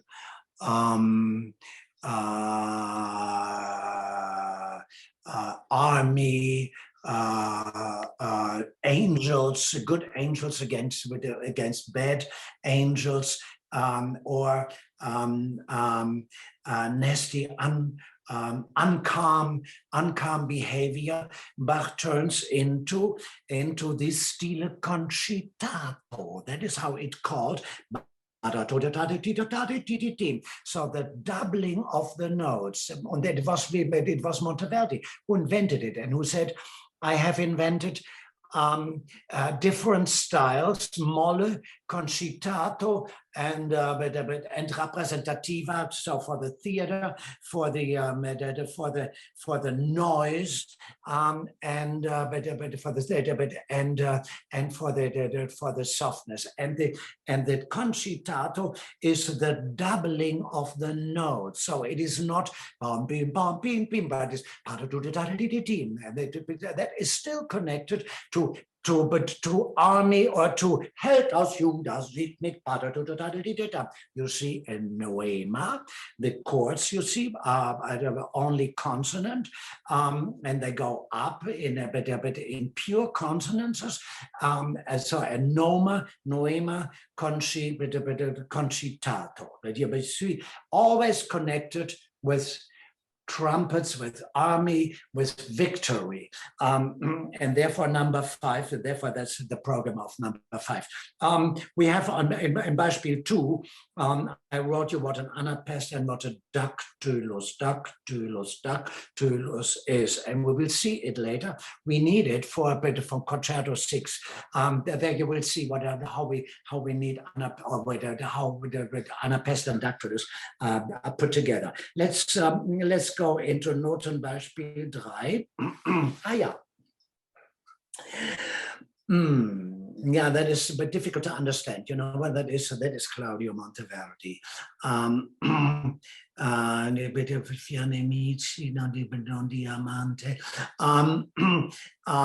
And I wanted to show you something. How pictorial sometimes the inventions of the music are, and that one needs sometimes for explaining or for recognizing the truth behind a picture or behind a musical picture. One needs the right words. But this is actually from Tancredi e Clorinda, and that is where he. And you ask, what does this have to do with the Brandenburg Concertos? Give me a break. No, I give you breaks later. But we are at the place where he, Tancredi, takes Clorinda in his strong arms, and these are not these are the arms of an enemy and not of an lover. And you know where the arms are? The ties, the slurs, the ties between the notes are called braccia, Ärmchen, little arms in Italian, and so he shows by the picture he shows how Tancredi takes Clorinda in his arms, because all the parts have braccia in sich, Ärmchen. And therefore, so it is from very far. But I showed you in number 4. I should be sorry, Notenbeispiel number 4 again. The bombus concitato. The bombus concitato. And every time, look, where we have it in Matthew Passion, in one of the recitatives where the heart is bumping. So the concitato is always shown by a tremblement, a scratch on the same note. Measure 5, I don't know, the note of example 5. Example 5, very, very important. Very important, because nearly all Bach themes, all Bach, but the concerto movements have the accent in the middle of the first bar. I would say, look, but the takt is, the written takt is ba dim ti dim bom paddle diddle diddle bom paddle diddle diddle diddle ba dim dee dim bum beetle daddle dee bum beetle daddle dim.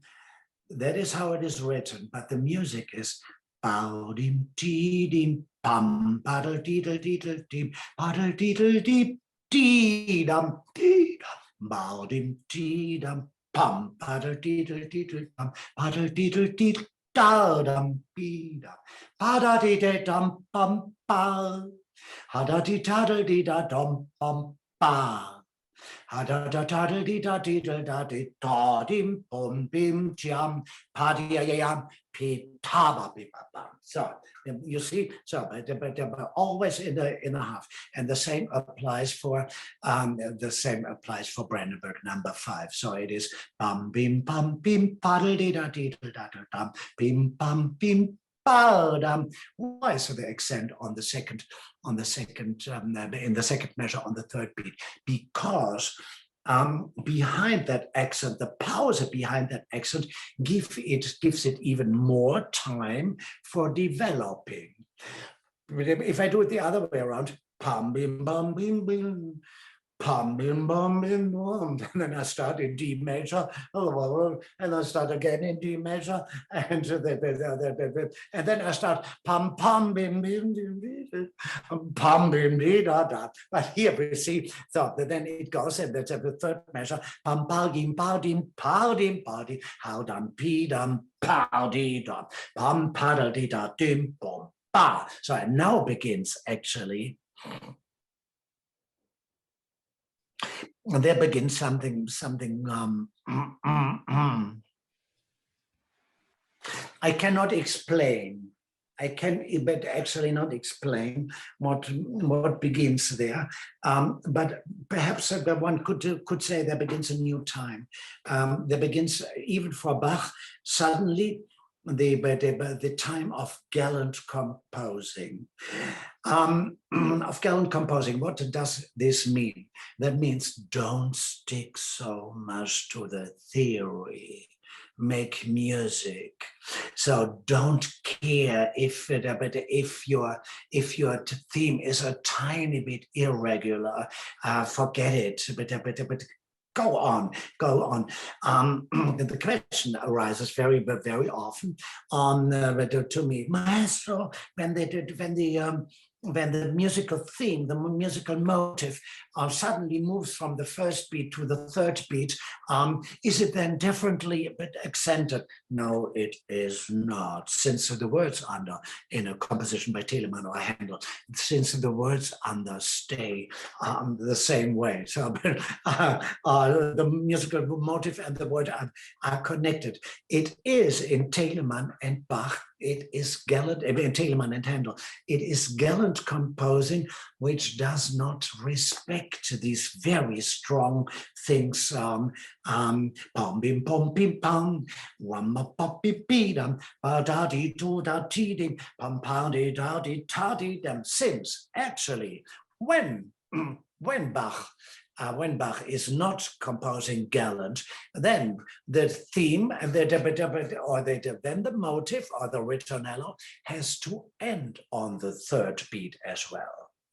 And that you can calculate, and you can see in all but the compositions that are less that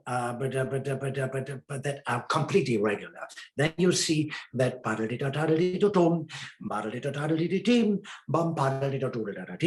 it always is on the third beat, and the ending is even on the three. This is not the case here. So I need to think a tiny bit more about it, but it brings me actually as well to the thought or to the question or to the answer.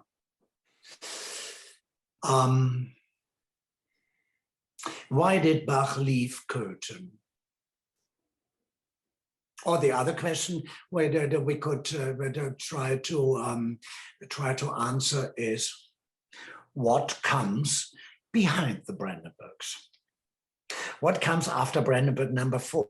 What comes after Brandenburg number 1? And what comes after Brandenburg?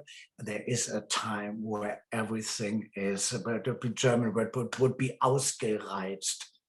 there are no possibilities anymore. As you saw in it, you cannot write your whole life. You must go to a different place, to a different work. And actually, this is what Bach did. Look, he went then to, but not only for himself, but for the kids as well. He went to Leipzig, and he was, and then he developed his writing of church cantatas, and there he was ready in the beginning of the 30s with the Weihnachtsoratorium. There couldn't, the church cantata was ready, it was full, there was no development possible since in the Bach style, and that is the problem for his students. His students could not be better than him, and they were not as good as he was, like Johann Ludwig Krebs and so. But instead of doing what Philipp Emanuel did and get rid of the crap of his father and getting in his own style and writing symphonies and bum bum bum bum bum bum bum bim bum bum bum bum bum 4 measures or 8 measures on the cello on the same note, but fancy violin figures, the other stayed with father's taste and could not get better. And he could not, but there was no possibility for the concerto anymore. There was not, and we can be sure that Johann Sebastian Bach did not compose concertos after the Brandenburgs. What do you want to do more than Brandenburg number 4 or Brandenburg number 3? Where is the possibility? There are no possibilities. You only can start to go to a different point, like Telemann did, and even Telemann had the same problem in his age. He said, "Oh, I cannot. Oh no, not. But I need to go into new harmonies, but no concertos, please, anymore." And when Bach was full of cantatas, he turned into the art of fugue. So then he turned, but then he really closed down, and then he developed in his head these incredible fugues and the musical offering, 6 parts, and the art of the fugue. But it was the concerto was at an end point, and there is nothing new to say. Nothing comes after the Brandenburgs. Speaking about the accents, let's go to the Notenbeispiel 6. So, and then there you see something as well. Normally, if you put on a recording, then the people play bom ta dim ti dim dom ti ta dim ti dim. That is definitely wrong, since that is the second beat of the measure. So it's bom dam tim ti dia bom pi dam dam ti diam dum di dam pi dim. And then you see in the third measure, in the second measure, that the harmony, the second is on one dim. This, speaking about the right accent. I showed you, but in Notenbeispiel 7, I show you. Oh, wonderful, wonderful, wonderful, wonderful. I showed you something. Why? Now, the first is a noema in contrary movement. So the ones, but the 3 go up. Isn't that wonderful? And the other lower one is going that way. And then comes measure 99. And that is an example for what, please forgive me. I think that Brandenburg number 5 is a piece for you and me and for other musicians, but not the audience. The harpsichord is much too weak to be played in modern halls, and especially when the harpsichord is on stage and you look from down on the floor of the or the ground on the bottom of the instrument. It does not sound and it does not speak to the audience at all. And here we have in 99 we have one of these wonderful noemas that is between flute, violin, and the harpsichord. The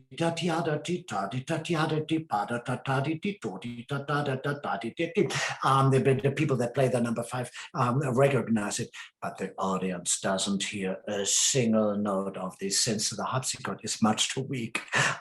It cannot compete with a flute and the violin, and that is a piece only for the players and not for any audience. The harpsichord doesn't make it. It is too weak. You need to be there. It is for, yeah, you can play it in my living room here with 20 people, there people around, and that's it, full stop. It is a bad piece for the stage.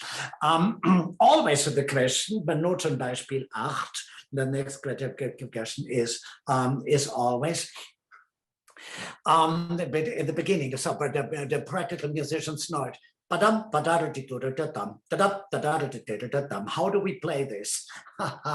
We play it. We play it in a combination of first and second Beispiel. The dotting. Wait, no, but no, there was something. Yeah. I see what there is. The time signature for the last movement, and let me tell you something. It is normally much too fast. Even I played it much too fast. It is a 2/4, and perhaps it should not be faster than so,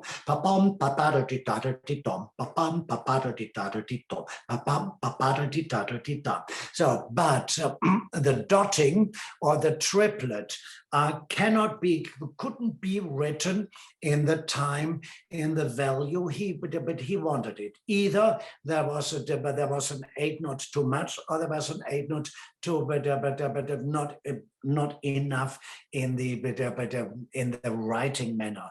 But it is so. Then the question is, why isn't it written in 6/8? Because 6/8 is another tempo. 6/8 is well, but it's a measure in 2. But in 6/8 is basically wadi tip tardim bum padim pimpa and boom tam tau tam pada pipada titam. So this is not what it's meant. It could be comparable to one big jump, picatum, one papim, papada di tada di dom, papam, papada di tada di dom, patatam, pipa. A 2/4 should be a tiny bit slower than a 4/4, but not a 6/8. That is too slow. So this was a tiny bit of music theory all together, and then we are skipping into the last concerto in number 6. And you know already from the compositional process, this it has to be redone. It has to be redone once again. But we need the modern readers cannot deal with it with the alto clef, and some altists even cannot do with it. And then we have different alto clefs in number 6, and nobody understands actually what is going on. Look. As I told you before, the compositional process of the 18th century starts in the bass. I think about the chordal order, and then I invent the upper voices. And we adore, in Brandenburg number 6, we adore that Bach found out that he can write the 2 altos in a canon with a distance of 1/8, the 1/8 note. Finding out is more difficult than doing it.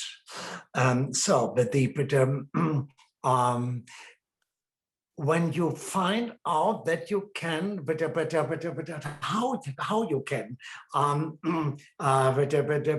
do this, then the work is already done. So, but we see in the beginning, I took away all the notes behind time, and then we have bum bal ba ba ba bim bal ba ba ba bum bal da dee da dee ga ba da dee ba da dee ba da dee.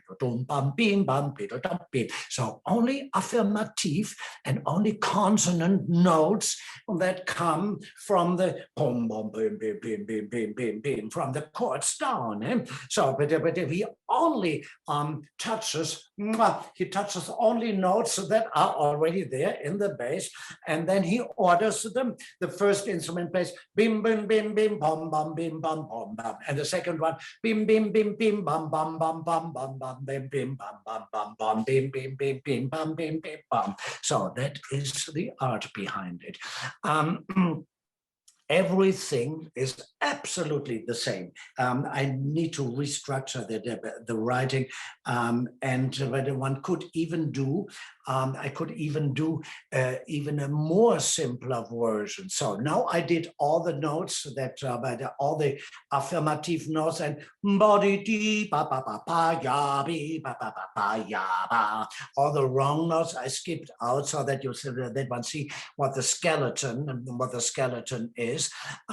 But once again, I find it much more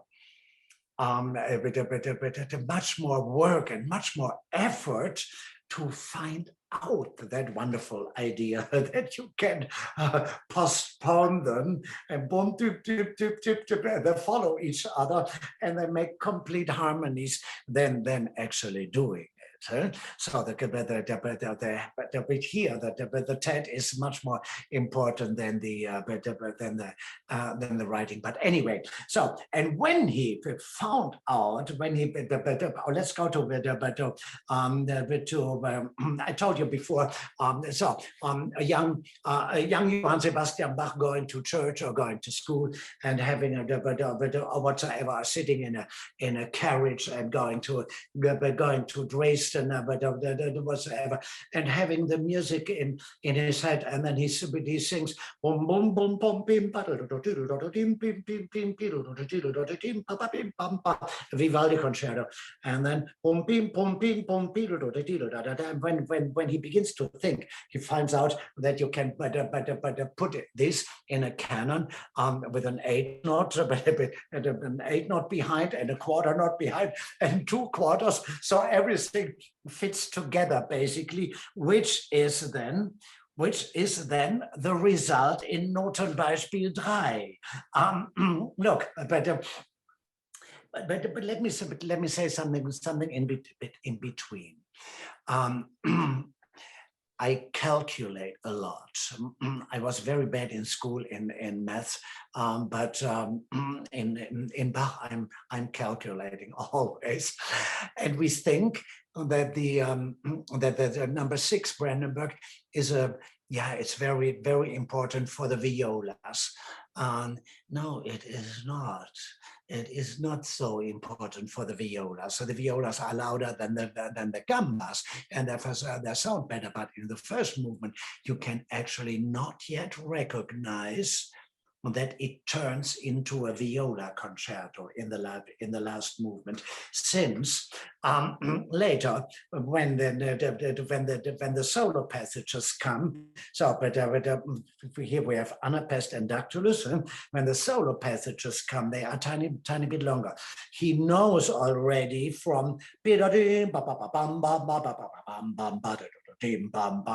knows then that since it all comes from the same harmony, you can play it over and over again. And so the gambas, the anapest in the beginning, and then comes in the solo passages comes the gambas. And look into the scores. It is then, but it's then 5 times in a row always. So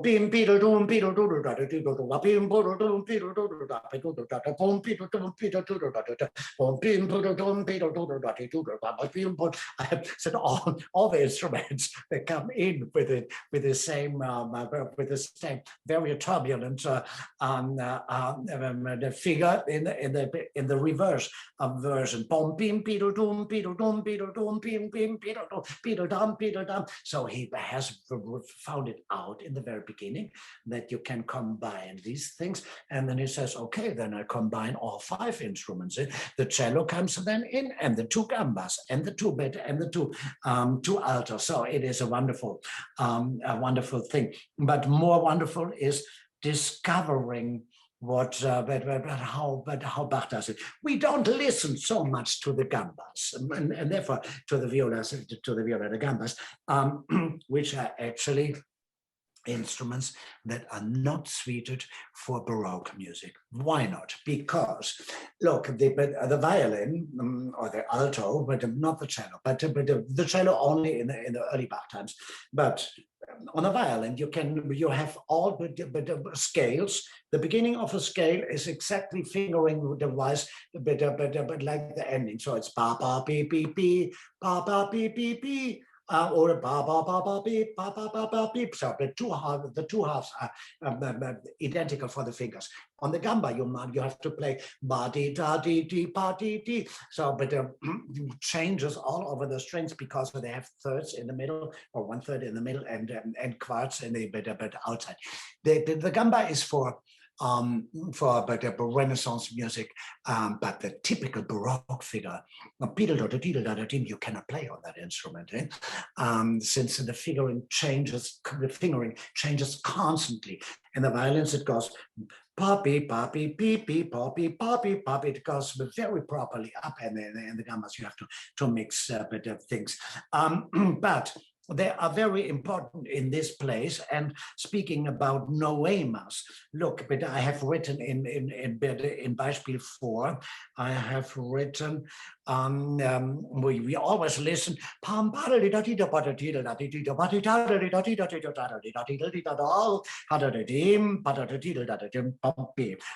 under to the gambas, nobody listens.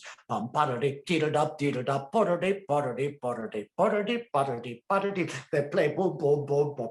The one is a bit plays on the beat, the other on the second beat. So there is a bit, and you see that this padadim, padadim, padadim, padadam, padadam form wonderful noemas again. Tadidim, badidido, pidadam, padadim, padadam. It is more like Brandenburg number 5, you had this noema with this F sharp minor thing. It's more on the paper than in the ears, and that is the problem of the combination between the gambas and the loud violas. Sometimes we go to the Notenbeispiel 5, and I'll show you what I do in organizing these. So, behind the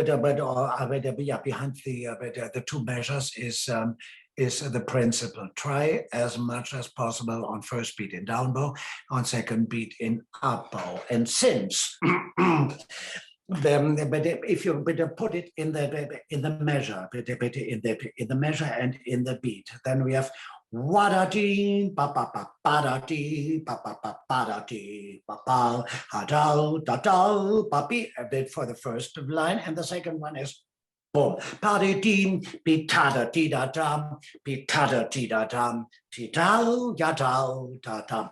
They cannot play identical, since they are only a bit an eighth note from each other. They can play identical if they are on the first and on the third beat, but not if they are on the first and a half beat. So ba-da-dee, ba-ba-ba-ba-da-dee, ba-ba-ba-ba-da-dee is the first alto, and the second one is beedle-doom, be-da-da-dee-da-dee, ba-beedle-do-da-tam, be-bam, be-bam, ba-bam. Since the music is composed by one person and not by a football Mannschaft. It is not composed by 11 people, but by one person, and this one person has one bim bim bim, has that in in mind, or on the heart, on the musical beat.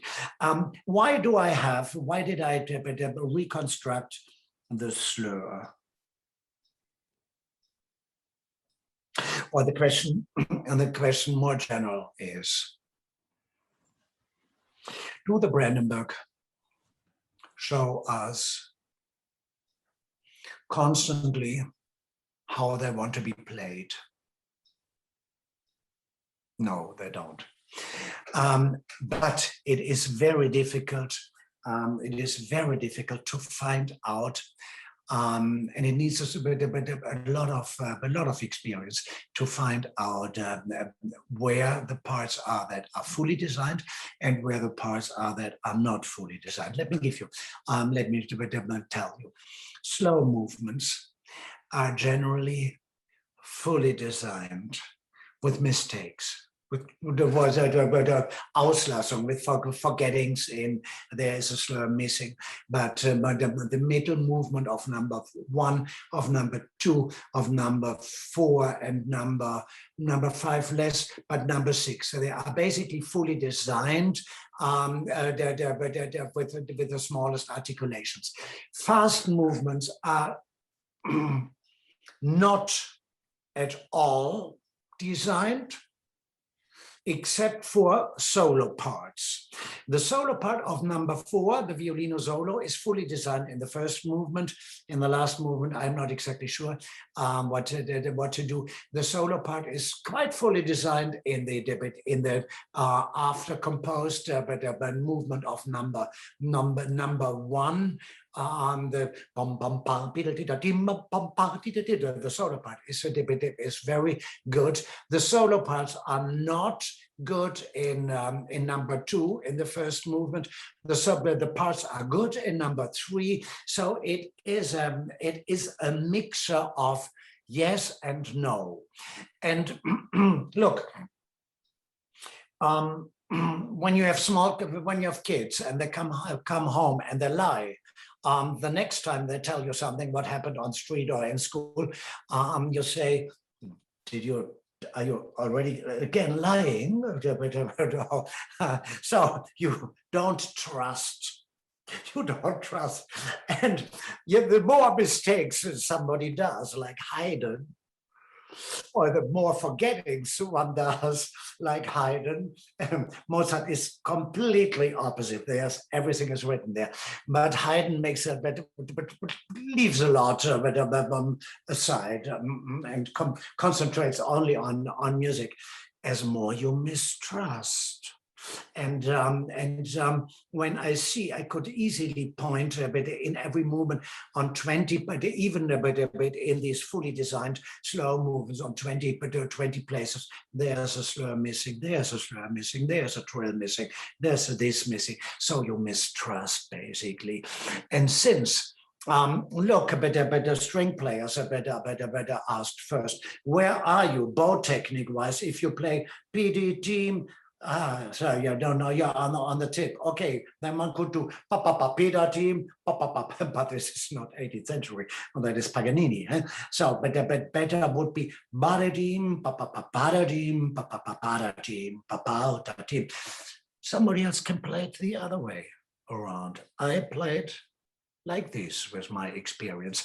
Speaking about the bow in the first alto, I told you last time when we were discussing the first Brandenburg, that always look to the original score, see how narrow the spaces are so you cannot write any bowing therein. You can look, but he even the writes over the bar lines. So it is too narrow. But writing in slurs and ties and whatsoever is not possible. But then you see. I think it's measure 18, or is it something like 46? At one place, and I would always try to explain it the way that Father Bach is transcribing the Brandenburgs in the book. And then suddenly one of the boys is at the door and knocks at the door, and he says, "Yeah, come in," and he makes a mistake. So then at one place he writes in the oboes, "Bada to the team," and which he obviously his plan was from the beginning: don't write any slur because we do not have place in the score enough. So then he is disturbed, he's un peu dérangé, and then he writes body team. So the performance practice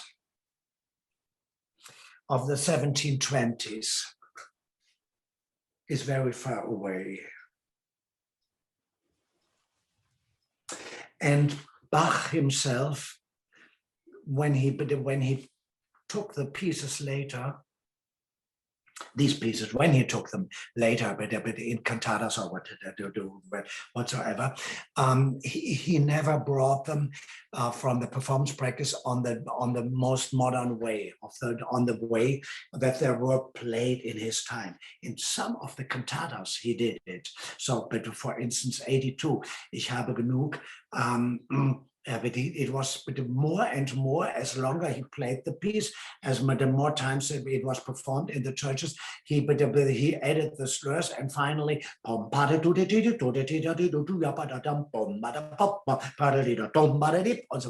the slurs were in the very beginning for the first performance. Nothing was in. How must that have sounded? Awfully terribly. Or he had to have said, "Honey, scratch something. Don't ask, just do.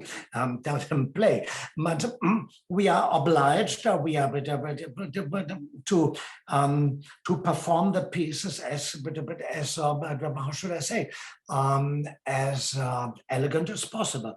And for me, badadim, pa-pa-pa-pa-da-dim, pa-pa-pa-pa, badadim, pa-pa is more elegant than piti-tam. So no, I'm in the tip. How do I come? Pa-da-da-ta-da-dim. Oh yeah, we can it. No, you can't. So don't fight with the geometry. Just okay. Let's change the subject. Let's go into measure 7. I showed them. Yeah, wonderful. Wonderful. You remember still? Yeah, it was, but it feels like being some 2 years ago, but no, it was only 2 hours ago. When I talked about the middle movement of Brandenburg number 2, where we have this different the different solutions for the bam padam tidam buam pada buam and so on. And in Brandenburg 6, in the middle movement, you find different cadences. Look at this. This is so wonderful. He starts in measure 10, 1929, he starts with cadences that are perfectly together.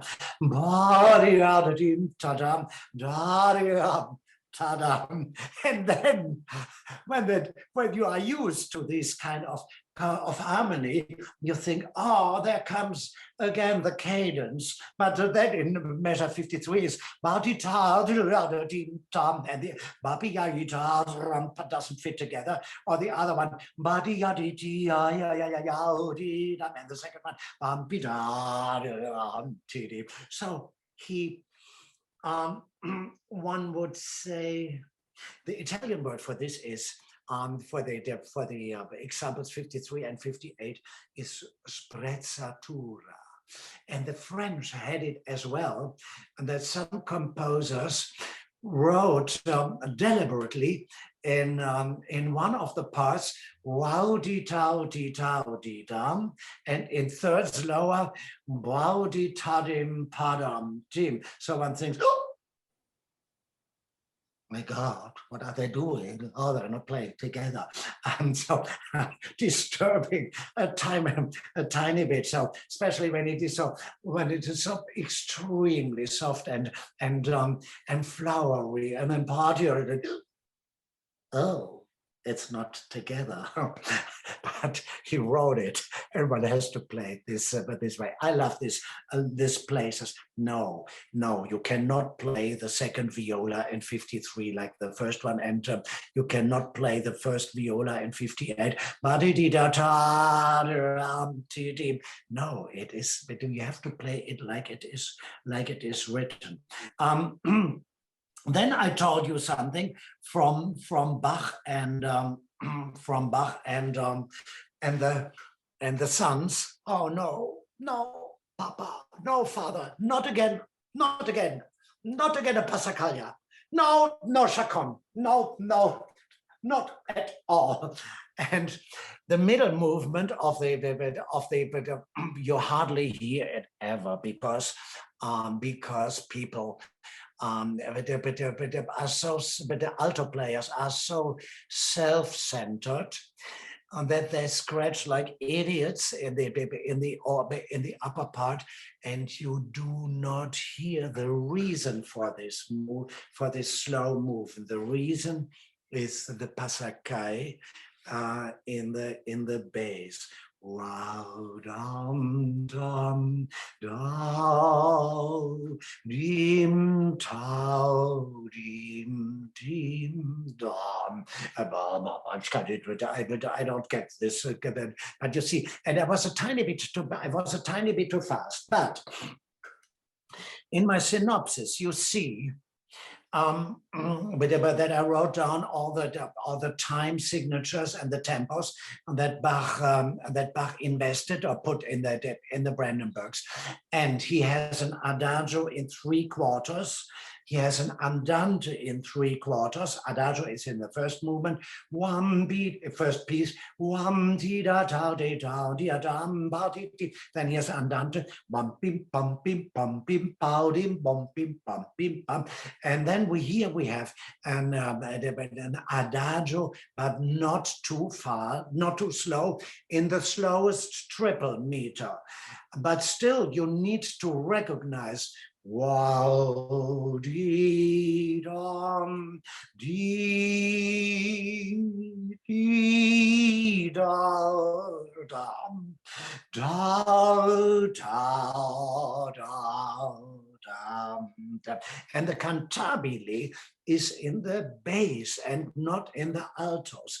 So the altos need to decorate this bom, dee, dum, dee, decorate in 8 notes, so that come near 16 notes, but not in 8 notes, so that come near quarter notes.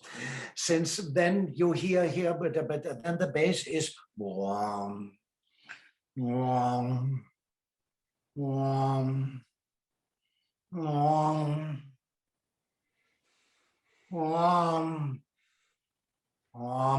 and you don't understand what they play there. It's completely senseless. But that is it. That is la raison d'être. That is the reason why the piece is, and not the altos. The altos decorated. There are the flowers on these things. Hannes, so here comes the last example. No, the 2 last examples. Performance practice. Look, I wrote you the Brandenburg number 6 has to do something with. It talks about unity. It talks about 2 in 1 or 4 in 1 or whatsoever, or everything out of 1 could be as well. We do not have any movement, any fast movement, any where everybody, or where all upper instruments stop, but the second concerto begin, and the tiny bit in unison. No, the trumpet is differently in second concerto. So the last movement of number 6 is pampada titadi titadi titim. The altos play in unison. They play together in one voice, which is but doesn't appear before. So every Brandenburg, every movement has a special feature which another movement does not necessarily have. And I wrote you down here in this look, in measure 9, but in example 9, pardon, in example 9, there comes the noema again. You see in the second measure as a sort of souvenir from the first measure. What we have more than we have it, but I wrote it there. We have a medium staccato in the pom, pom, pim, pom, pim, pom, pa, pa, pa, pim. So very clearly written medium staccato. So not an 8 note and not a dotted quarter note. Po, pi, po, pi, pa, pi, pom, pi, pom, pi, pom, pi, pa, da, ti, tim, pa, pim, pi, pom.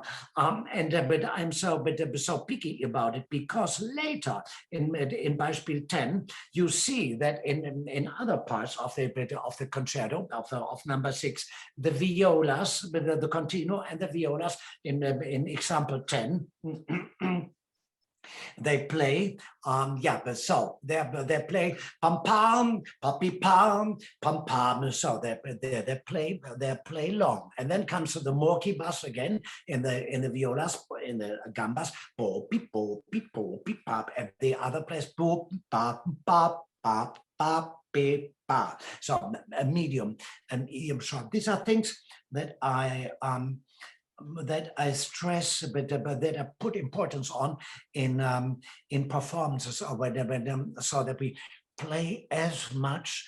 But what is written about this, but above these measures, but 56 with the long gamba notes, there is a special place in the altos which I explain you in let's say in 100 years when the Brandenburgs become 400 years then old. Now they are 300 years, is it right? 300 years, yeah. So and when they are let's say 350, then I join you again. So in 50 years, but till then you have the time to digest all the bullshit I told you, and you can perhaps you learned a tiny bit of this, how exact one can look into music, and and begin to value what you see, value as something extremely artistic, admirable, artistic, and then but still with an expression into the world. So it is not only important what he has written on the pages, but what it said to the person that this music was dedicated to. I'm sure that Markgraf Christian Ludwig von Brandenburg, here a last glimpse, ciao ciao bello, from to him, that he was not looking as much to the score as I did, and we can be sure that only number 5 was ever played in Berlin, perhaps in Curtin, the others as well, but nobody can be sure, since we have no témoignage, but no records anymore of the music. So I thank you very much. The people. Thank you so much. I think it's so inspiring, obviously, the details that we will all be digesting, but also just to see a true attitude and true love for the art, which you exude with every word and syllable. And I think that's a treasure for us to take away. And of course, the knowledge and the time that you've been willing to share.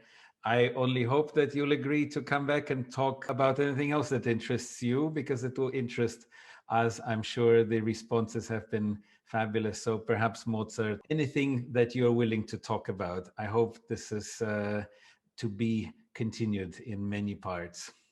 Sure, but certainly it was a bit great pleasure for me, especially because I didn't see anybody, and didn't see the people yawning.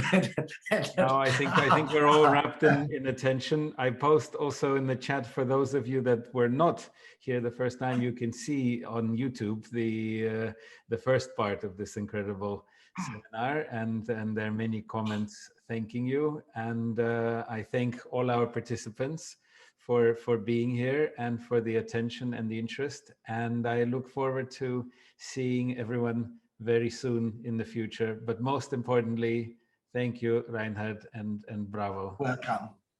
Thank you. Ciao, ciao. Ciao. Thank Good you. night. Thank you. Bye, bye, bye, bye. Bye, bye.